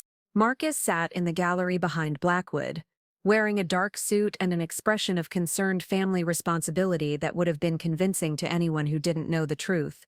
Dr. Morrison sat beside him, her professional appearance masking the financial predator who had orchestrated my downfall. But the surprise was seeing Jennifer Walsh enter the courtroom and take a seat behind David's table. Despite the risk to her own freedom, she had chosen to testify against the conspiracy she had helped create. Judge Williams called the hearing to order with brisk efficiency. This is an emergency hearing regarding the psychiatric commitment of Rebecca Chen. Mr. Blackwood, you may present your case for continued commitment and emergency guardianship. Blackwood stood with the confidence of an attorney who believed he held an unbeatable hand. Your Honor, Rebecca Chen represents a clear and present danger to herself and others. Over the past 4 months, she has exhibited escalating signs of mental illness, including paranoid delusions, threats of self-harm, and aggressive behavior toward family members who are trying to help her. He presented Dr. Morrison's evaluations chronologically, building a narrative of steady psychological decline. The progression was convincing: initial grief counseling following her grandmother's Alzheimer's diagnosis, growing anxiety about managing a large inheritance, increasing paranoia about family members' motives, and finally explicit threats of suicide and violence. Dr. Morrison will testify that Ms. Chen has expressed detailed plans for self-harm, including specific methods and timelines. She has made threatening statements toward her stepbrother Marcus Chen and business partner Jennifer Walsh. Most concerning, she has been secretly recording conversations with family members and medical professionals, indicating severe paranoid behavior that requires immediate intervention. Blackwood played selected audio clips from my recorded conversations, carefully edited to remove context and present my voice describing fabricated suicidal thoughts and expressing anger toward Marcus and Jennifer. Without the full recordings, my words sounded genuinely disturbing.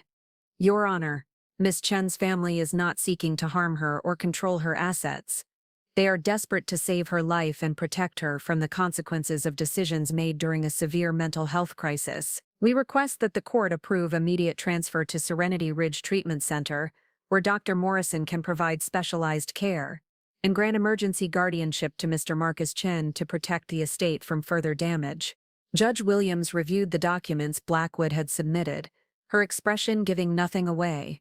Dr. Morrison, please take the stand for the examination. Dr. Morrison approached the witness stand with professional confidence, her appearance immaculate and her manner suggesting complete authority on matters of mental health. Under Blackwood's questioning, she presented my case as a textbook example of inherited wealth, triggering psychological breakdown. In my professional opinion, Ms. Chen began exhibiting signs of paranoid personality disorder shortly after inheriting her grandmother's estate. The stress of managing significant assets, combined with pre-existing grief and family tensions, created a perfect storm for psychological decompensation. Dr. Morrison, can you describe the specific threats Ms. Chen made during your sessions? She repeatedly expressed wishes to join her grandmother, which in the context of her grandmother's death clearly indicated suicidal ideation. She described having lists that contained concerning items, and she spoke about wanting to make people pay for questioning her decisions. Dr. Morrison's testimony was masterful in its selective use of facts. Everything she said was technically true but presented without context in a way that made me sound genuinely dangerous. Dr. Morrison, what is your professional relationship with Serenity Ridge Treatment Center? I serve as a consulting psychiatrist, providing pre-admission assessments for patients who might benefit from their specialized programs. The answer was technically accurate but omitted her financial stake in the facility and her profit-sharing arrangement based on patient length of stay. When David rose for cross-examination, the atmosphere in the courtroom shifted. He approached Dr. Morrison with the methodical precision of someone who had spent months preparing for this moment. Dr. Morrison, when did you first contact Marcus Chen about Rebecca's treatment? I didn't contact Mr. Chen. He reached out to me expressing concerns about his sister's well-being. David pulled out a printed email. I'm showing you a document labeled Exhibit A, an email dated August 28th from your professional account to Marcus Chen. The subject line reads, Potential Patient Risk Assessment, Urgent Family Consultation Needed. Did you send this email? Dr. Morrison's confident expression flickered. I may have reached out to express concerns, but only because I felt Rebecca was at risk. Dr. Morrison, in this email, you state that Rebecca has recently inherited substantial assets, and that you have serious concerns about her ability to manage these resources responsibly. How did you know about Rebecca's inheritance when it wasn't finalized until September 15th?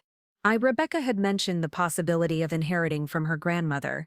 According to your own session notes, Rebecca first mentioned the inheritance during your September 20th session, 3 weeks after you sent this email to Marcus. So how did you know about assets that Rebecca herself hadn't discussed with you yet? The courtroom was silent as Dr. Morrison struggled to answer. Judge Williams leaned forward, clearly interested in the explanation. Dr. Morrison, I'm still waiting for your answer. I must have confused the timeline. Patient care can involve information from multiple sources. David moved to his next exhibit. Dr. Morrison, what is the nature of your financial relationship with Serenity Ridge Treatment Center? I provide consulting services as needed. Do you have any ownership stake in Serenity Ridge? Dr. Morrison hesitated just long enough to confirm that David knew the answer. I have a small investment in the facility. 5% ownership and performance bonuses based on patient revenue, correct? The specifics of my business arrangements are confidential. Dr. Morrison, did you disclose this financial conflict of interest to Rebecca or to this court when recommending her commitment to Serenity Ridge? My professional recommendations are based solely on patient need, not financial considerations. David introduced additional evidence, bank records showing Dr. Morrison's payments from Serenity Ridge, correspondence with Marcus dating back to August, and documentation of her unauthorized visit to my grandmother's nursing home. Each piece of evidence chipped away at her credibility and revealed the calculated nature of her actions. But the most devastating moment came when David played the complete, unedited recording of my conversation with Marcus, where I had fabricated suicidal thoughts to test his reaction. Dr. Morrison, you've testified that Rebecca expressed genuine suicidal ideation during your sessions. This recording shows Rebecca deliberately lying to her stepbrother about suicidal thoughts as part of an investigation into suspicious behavior. Did Rebecca ever express genuine suicidal thoughts to you? Or were you interpreting her investigative lies as authentic mental health symptoms? Patients sometimes lie to family members about their true feelings while being honest with their therapists. But you based your emergency commitment recommendation partly on Marcus's report of what Rebecca told him, correct? Multiple sources of information are standard in psychiatric assessment. So you used Rebecca's fabricated statements to Marcus, which she made to test whether he was conspiring against her, as evidence that she was genuinely suicidal. Dr. Morrison's answer was barely audible. I interpreted the information available to me in the context of her overall presentation. Judge Williams called a brief recess during which I could see her reviewing the evidence with obvious concern. When court resumed, David called Jennifer Walsh to the stand. Jennifer's testimony was devastating to the conspiracy. She walked the court through the shared digital folder, the detailed planning documents, and the timeline for my commitment. She admitted her own role in documenting my business decisions as evidence of mental illness and described how Marcus had recruited her to participate in what he had initially presented as an intervention for my well-being. Ms. Walsh, when did you realize that this intervention was actually a conspiracy to steal Rebecca's inheritance? When I saw the complete financial planning documents on Christmas Eve. Marcus had calculated exactly how much money he could extract from the estate over 5 years, and Dr. Morrison had projected income from keeping Rebecca committed long-term. It was a business plan, not a medical treatment plan. Under cross-examination, Blackwood tried to paint Jennifer as an unreliable witness who had been coerced by my threats, but her testimony remained consistent and was supported by the extensive documentation she had provided. The final witness was Amanda Foster, the private investigator, who presented evidence of the broader conspiracy. Marcus's contacts with real estate developers, his research into contesting wills, and Dr. Morrison's pattern of referring wealthy patients to Serenity Ridge for extended stays. When David rested his case, Judge Williams spent nearly an hour reviewing the evidence in silence. The courtroom remained completely quiet except for the sound of pages turning and the distant hum of fluorescent lights. Finally, Judge Williams looked up with an expression of barely controlled anger. In 30 years on the bench, I have rarely encountered such a systematic abuse of the mental health system. Dr. Morrison, your conduct represents a profound violation of medical ethics and patient trust. Mr. Chun. Your attempt to use psychiatric commitment as a tool for financial gain is both morally reprehensible and potentially criminal. She turned to face me directly. Miss Chen, the evidence clearly shows that you have been the victim of an elaborate conspiracy designed to steal your inheritance through fraudulent psychiatric commitment. The recordings you made were not evidence of paranoid behavior. They were evidence of legitimate investigation into actual threats against your freedom and financial security. Judge Williams ordered my immediate release from psychiatric hold and dismissed all guardianship petitions. She also issued arrest warrants for Marcus and Dr. Morrison on charges of conspiracy to commit fraud, and she referred Dr. Morrison to the state medical board for immediate investigation. But her final ruling was the most satisfying. Given the extensive evidence of conspiracy and fraud, this court finds that any attempt by Marcus Chen to contest Eleanor Chen's will based on Rebecca's supposed mental incompetence would constitute continued abuse of the legal system. Mr. Chen is hereby prohibited from challenging the will or taking any legal action related to the estate. As the handcuffs were removed and I was finally free to leave the courtroom, I caught sight of Marcus's face. The entitled confidence he had carried throughout this ordeal had been replaced by the expression of someone who had just realized that his elaborate plan had not only failed, but had destroyed his life in the process. Dr. Morrison was led away in handcuffs, her professional reputation and financial future shattered by her own greed. Jennifer approached me hesitantly as we left the courthouse. "Rebecca, I know I can never undo the damage I helped cause, but I want you to know that testifying today was the first time I felt like myself in months. Jennifer, you made the right choice when it mattered most. That's what I'll remember." As David and I walked down the courthouse steps, reporters who had been expecting to cover the story of an unstable heiress instead found themselves documenting one of the most sophisticated psychiatric fraud cases in California history. The inheritance that Marcus had coveted so desperately remained mine, but more importantly, I had retained something even more valuable: my freedom, my sanity, and my faith in the possibility of justice. But the victory came with a sobering realization. If I hadn't been tech-savvy enough to record conversations, if I hadn't been paranoid enough to document everything, if Jennifer hadn't developed a conscience at the crucial moment, their plan would have succeeded perfectly. Somewhere else, similar conspiracies might be unfolding against people who lacked the resources or evidence to fight back. The system designed to protect vulnerable people had been weaponized against me, and only a combination of preparation, luck, and allies had prevented my destruction. As we drove away from the courthouse, I wondered how many other Rebecca Chans were sitting in psychiatric facilities right now, labeled as paranoid and delusional for reporting conspiracies that were absolutely real. 6 months after the courtroom victory, I stood in the renovated gallery space on the first floor of my grandmother's Victorian mansion, surrounded by the antique furniture and artifacts that had nearly cost me my freedom. The Eleanor Chen Memorial Gallery was opening to the public for the first time, showcasing 3 generations of carefully curated pieces alongside the story of how they had almost been stolen through psychiatric fraud. The transformation of the house into a museum and educational center had been my way of honoring my grandmother's memory, while ensuring that what happened to me would be documented and remembered. But it had also become something larger: a resource center for people facing similar situations and a training facility for legal and medical professionals who needed to understand how the mental health system could be weaponized. David Ramirez approached me as I made final adjustments to the display case containing copies of the conspiracy documents.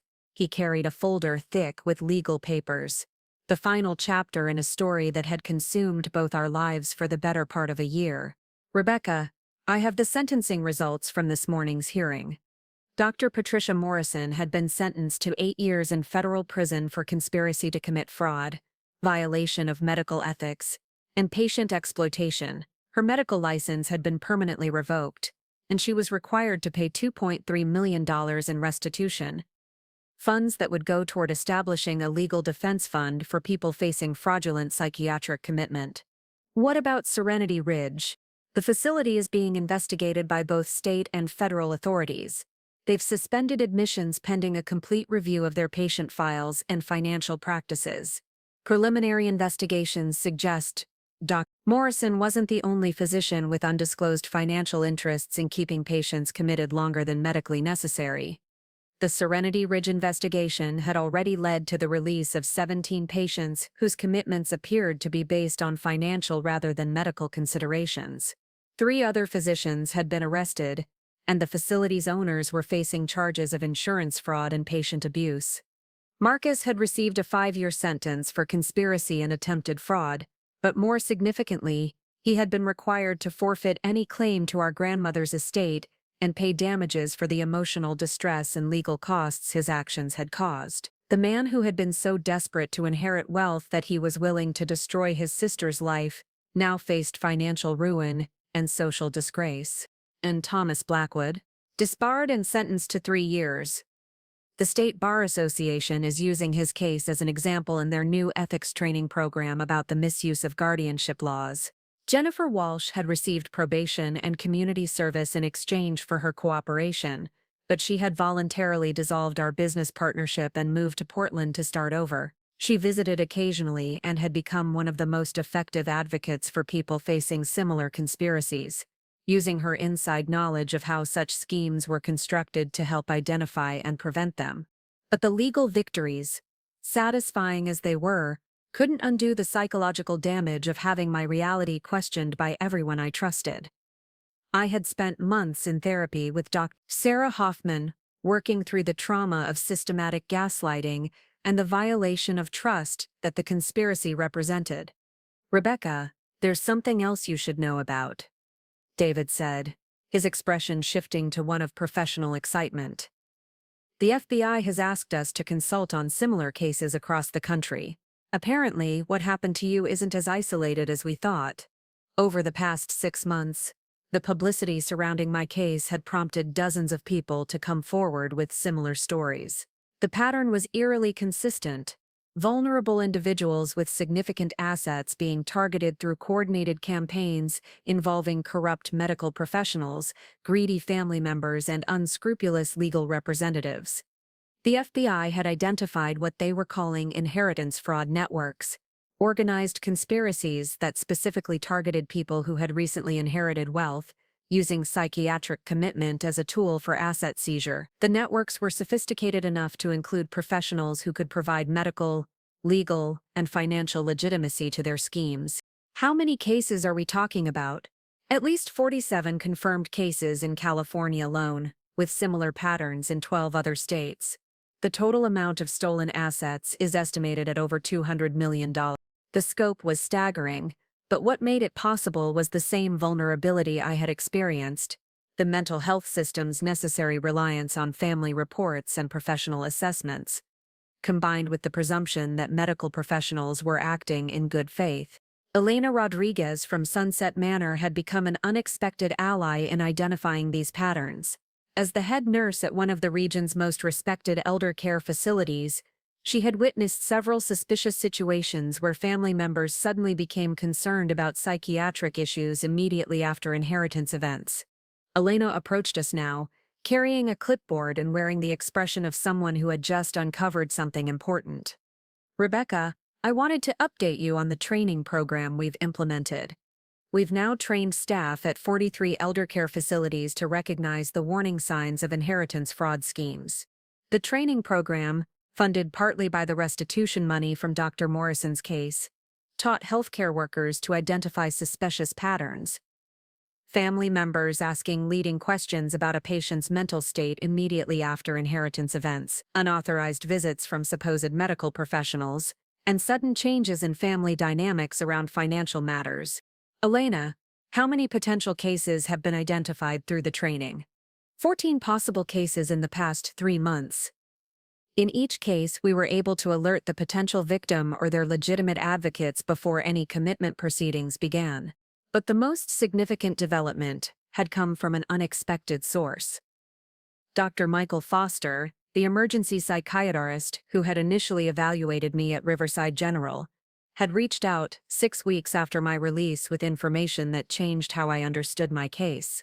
Dr. Foster approached me now, having become a regular participant in the educational programs we hosted at the gallery.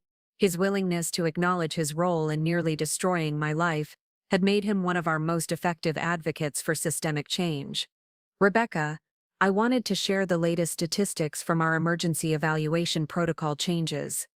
After my case, Riverside General had implemented new procedures for psychiatric emergency evaluations, including mandatory independent verification of any family reports of suicidal ideation and automatic review of the referring physician's financial relationships with treatment facilities.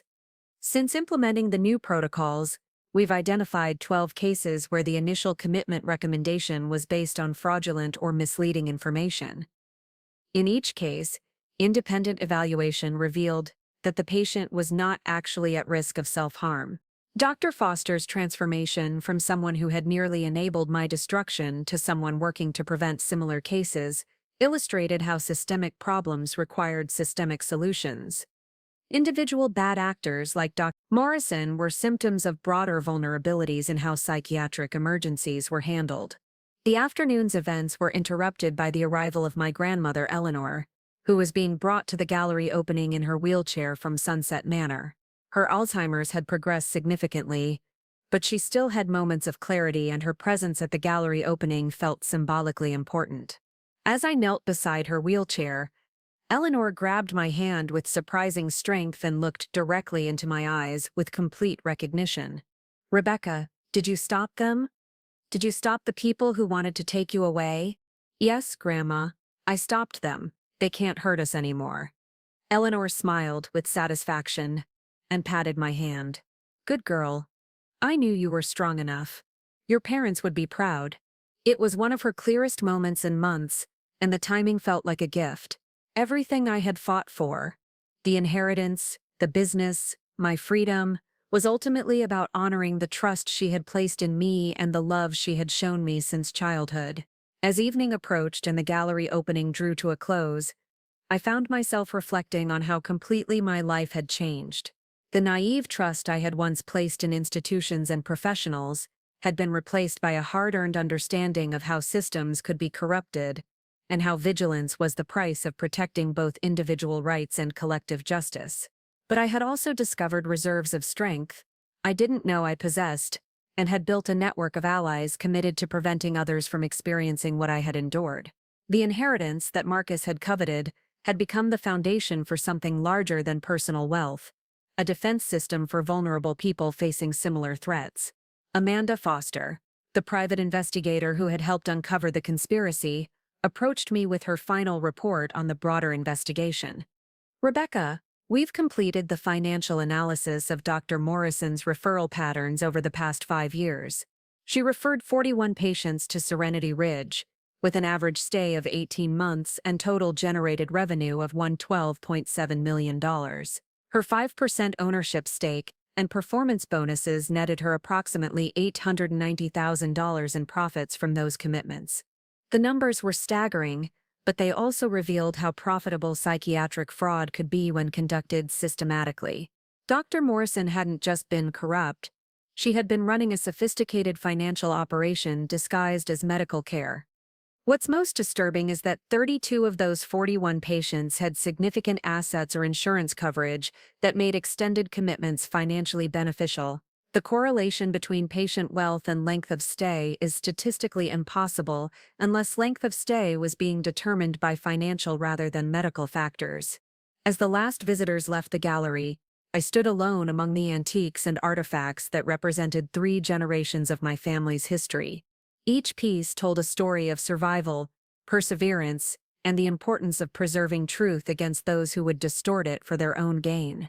My phone buzzed with a text message from a woman named Maria Santos in Phoenix, Arizona. She had seen news coverage of my case and believed she was facing a similar conspiracy involving her recently deceased husband's business partners and a psychiatrist who had begun asking suspiciously leading questions about her mental state. It was the 3rd such message I had received that week. The network of inheritance fraud schemes was larger and more organized than anyone had initially realized, but the publicity surrounding my case was empowering potential victims to recognize the warning signs and seek help before it was too late. I called Maria immediately and spent an hour walking her through the patterns to watch for, the importance of documenting everything, and the resources available to help her fight back. By the end of our conversation, she had agreed to contact both the FBI task force, investigating inheritance fraud, and David Ramirez's firm, which had begun specializing in these cases. As I locked up the gallery for the night, I realized that my grandmother's legacy had become something far more significant than the monetary inheritance that had nearly destroyed my life.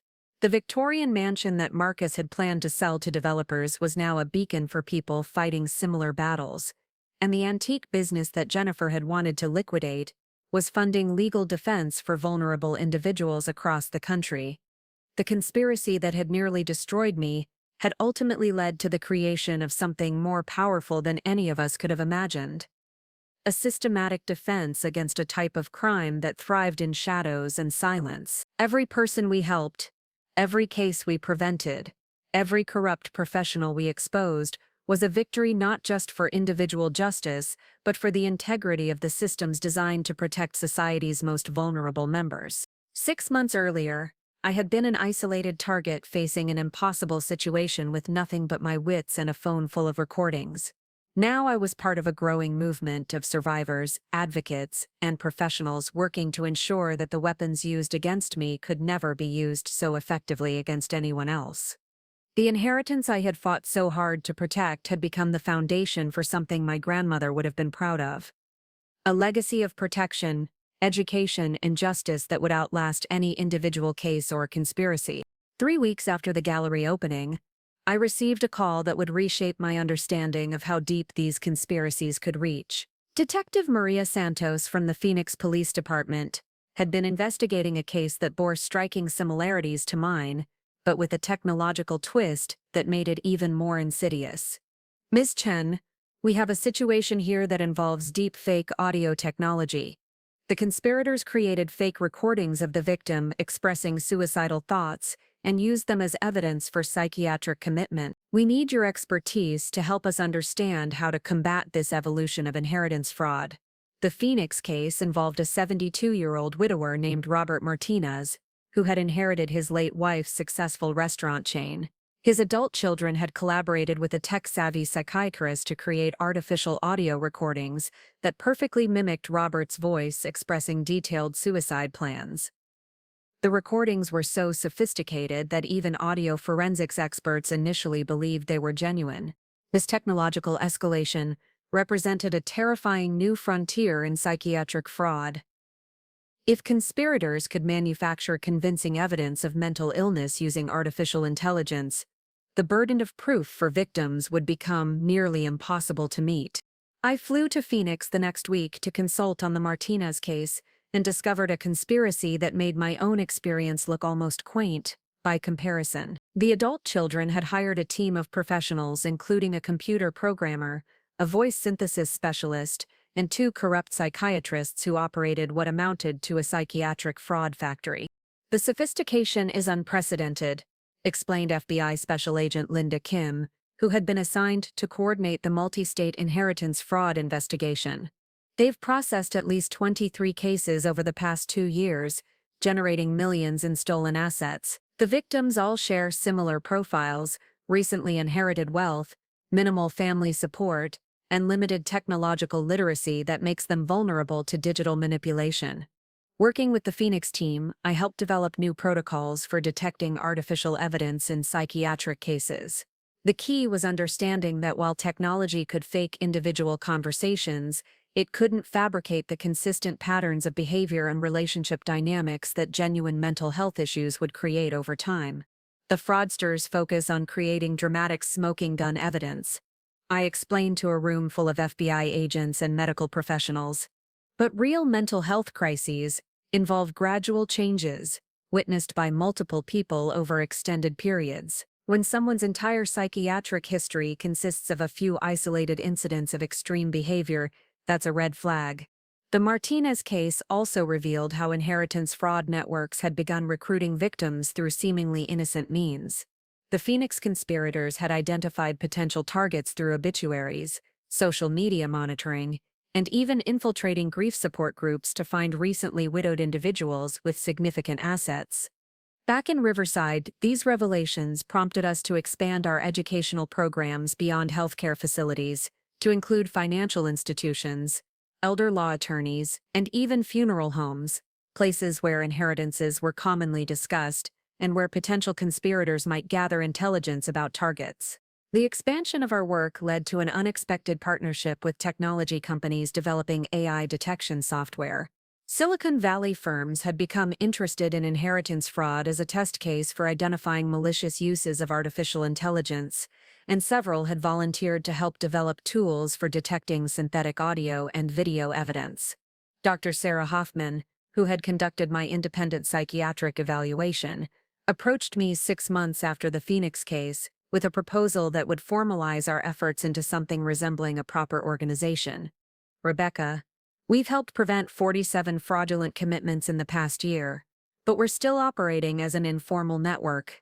I think it's time to establish a proper foundation with dedicated staff, standardized procedures, and sustainable funding. The Eleanor Chen Foundation for Psychiatric Justice was incorporated the following month, with myself as executive director, Dr. Hoffman as medical director, and David Ramirez as legal counsel. Our mission expanded beyond inheritance fraud to include all forms of psychiatric system abuse, from insurance fraud to custody manipulation to elder abuse disguised as mental health treatment. The Foundation's first major case involved a situation in Seattle where a technology executive's estranged wife had convinced a psychiatrist that her husband's dedication to his startup company was evidence of manic behavior requiring involuntary commitment. The case combined elements of divorce manipulation with business sabotage, as the wife's family had competing interests in the tech industry.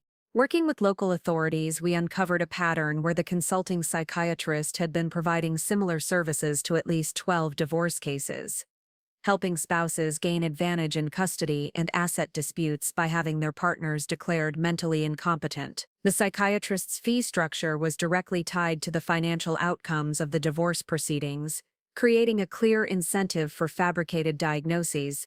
The Seattle case established important legal precedents about the use of psychiatric evaluations in divorce proceedings and led to new requirements for independent evaluation and disclosure of financial relationships between mental health professionals and legal representatives. But perhaps the most significant development came when we began tracking the aftermath of successful interventions. Following up with people we had helped revealed that inheritance fraud often caused long-term psychological damage that required ongoing support and treatment. The gaslighting effect is profound, explained Dr. James Richardson, a trauma specialist who joined our foundation to study the psychological impact of systematic reality distortion. Victims often struggle with persistent doubt about their own perceptions and decision-making abilities, even after the conspiracy is exposed and the perpetrators are convicted. This led us to develop specialized therapy protocols for inheritance fraud survivors, focusing on rebuilding confidence in personal judgment and processing the betrayal trauma that resulted from coordinated deception by trusted individuals. A year and a half after my own case concluded, I was invited to testify before a congressional subcommittee investigating abuse of the mental health system. The hearing room in Washington, D.C. was packed with advocates, medical professionals, and family members of people who had been victimized by psychiatric fraud schemes. Honorable members of the committee, I began, looking out at the assembled legislators. Inheritance fraud represents one of the most sophisticated forms of financial crime in America today. It exploits our most sacred institutions, family relationships, medical care, and legal protection, turning them into weapons against the very people they're supposed to protect. My testimony focused on the need for federal legislation requiring disclosure of financial relationships between psychiatric facilities and referring physicians, mandatory independent evaluation for involuntary commitments involving significant assets, and criminal penalties for healthcare professionals who participate in fraudulent commitment schemes. The most powerful moment came when I played excerpts from my original recordings, demonstrating how easily normal conversations could be manipulated to suggest mental illness when taken out of context. Several committee members visibly reacted to hearing how Dr. Morrison had twisted my words, and one congressman commented that listening to the recordings made him reconsider everything he thought he knew about psychiatric evaluation. Following my testimony, Congress passed the Psychiatric Integrity and Patient Protection Act, which implemented many of the safeguards our foundation had recommended. The legislation also provided federal funding for training programs and established a national database for tracking suspicious patterns in psychiatric commitment procedures. The Washington hearings also connected me with international advocates working on similar issues. Inheritance fraud, it turned out, was a global problem with local variations. In the United Kingdom, deprivation of liberty orders were being misused in ways similar to American psychiatric commitments. In Australia, guardianship laws were being exploited for asset seizure. In Canada, elder abuse often involved fraudulent mental capacity assessments. These international connections led to the establishment of a global network for sharing information about inheritance fraud patterns and developing coordinated responses to transnational schemes. Some inheritance fraud operations had begun moving assets across borders to complicate legal recovery, requiring international cooperation to combat effectively. 2 years after the Foundation's establishment, we had documented over 300 cases of inheritance fraud across North America, with total stolen assets exceeding $500 million. The patterns were becoming clearer. Most schemes involved 3 to 5 conspirators, targeted individuals within 6 months of inheritance events, and relied on manufactured crises to justify emergency interventions that bypassed normal legal protections. The data also revealed disturbing trends in victim demographics. Women were targeted more frequently than men, reflecting societal assumptions about emotional instability. Isolated individuals were preferred targets, as they had fewer witnesses to contradict false narratives about their mental state. Recent immigrants and people with limited English proficiency were especially vulnerable, as language barriers complicated their ability to advocate for themselves within the psychiatric system.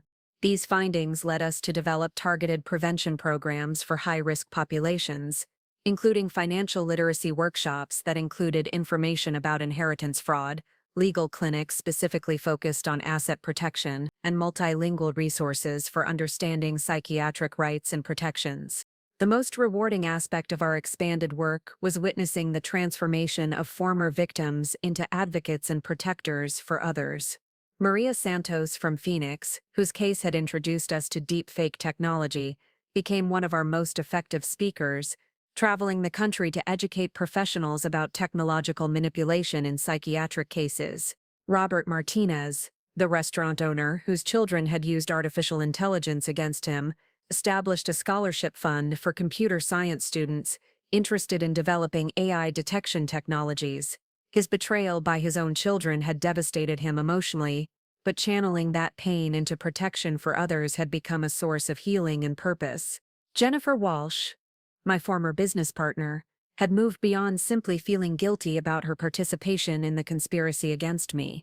She had become a specialist in identifying the business and financial structures that made inheritance fraud profitable, helping law enforcement trace money flows and recover stolen assets.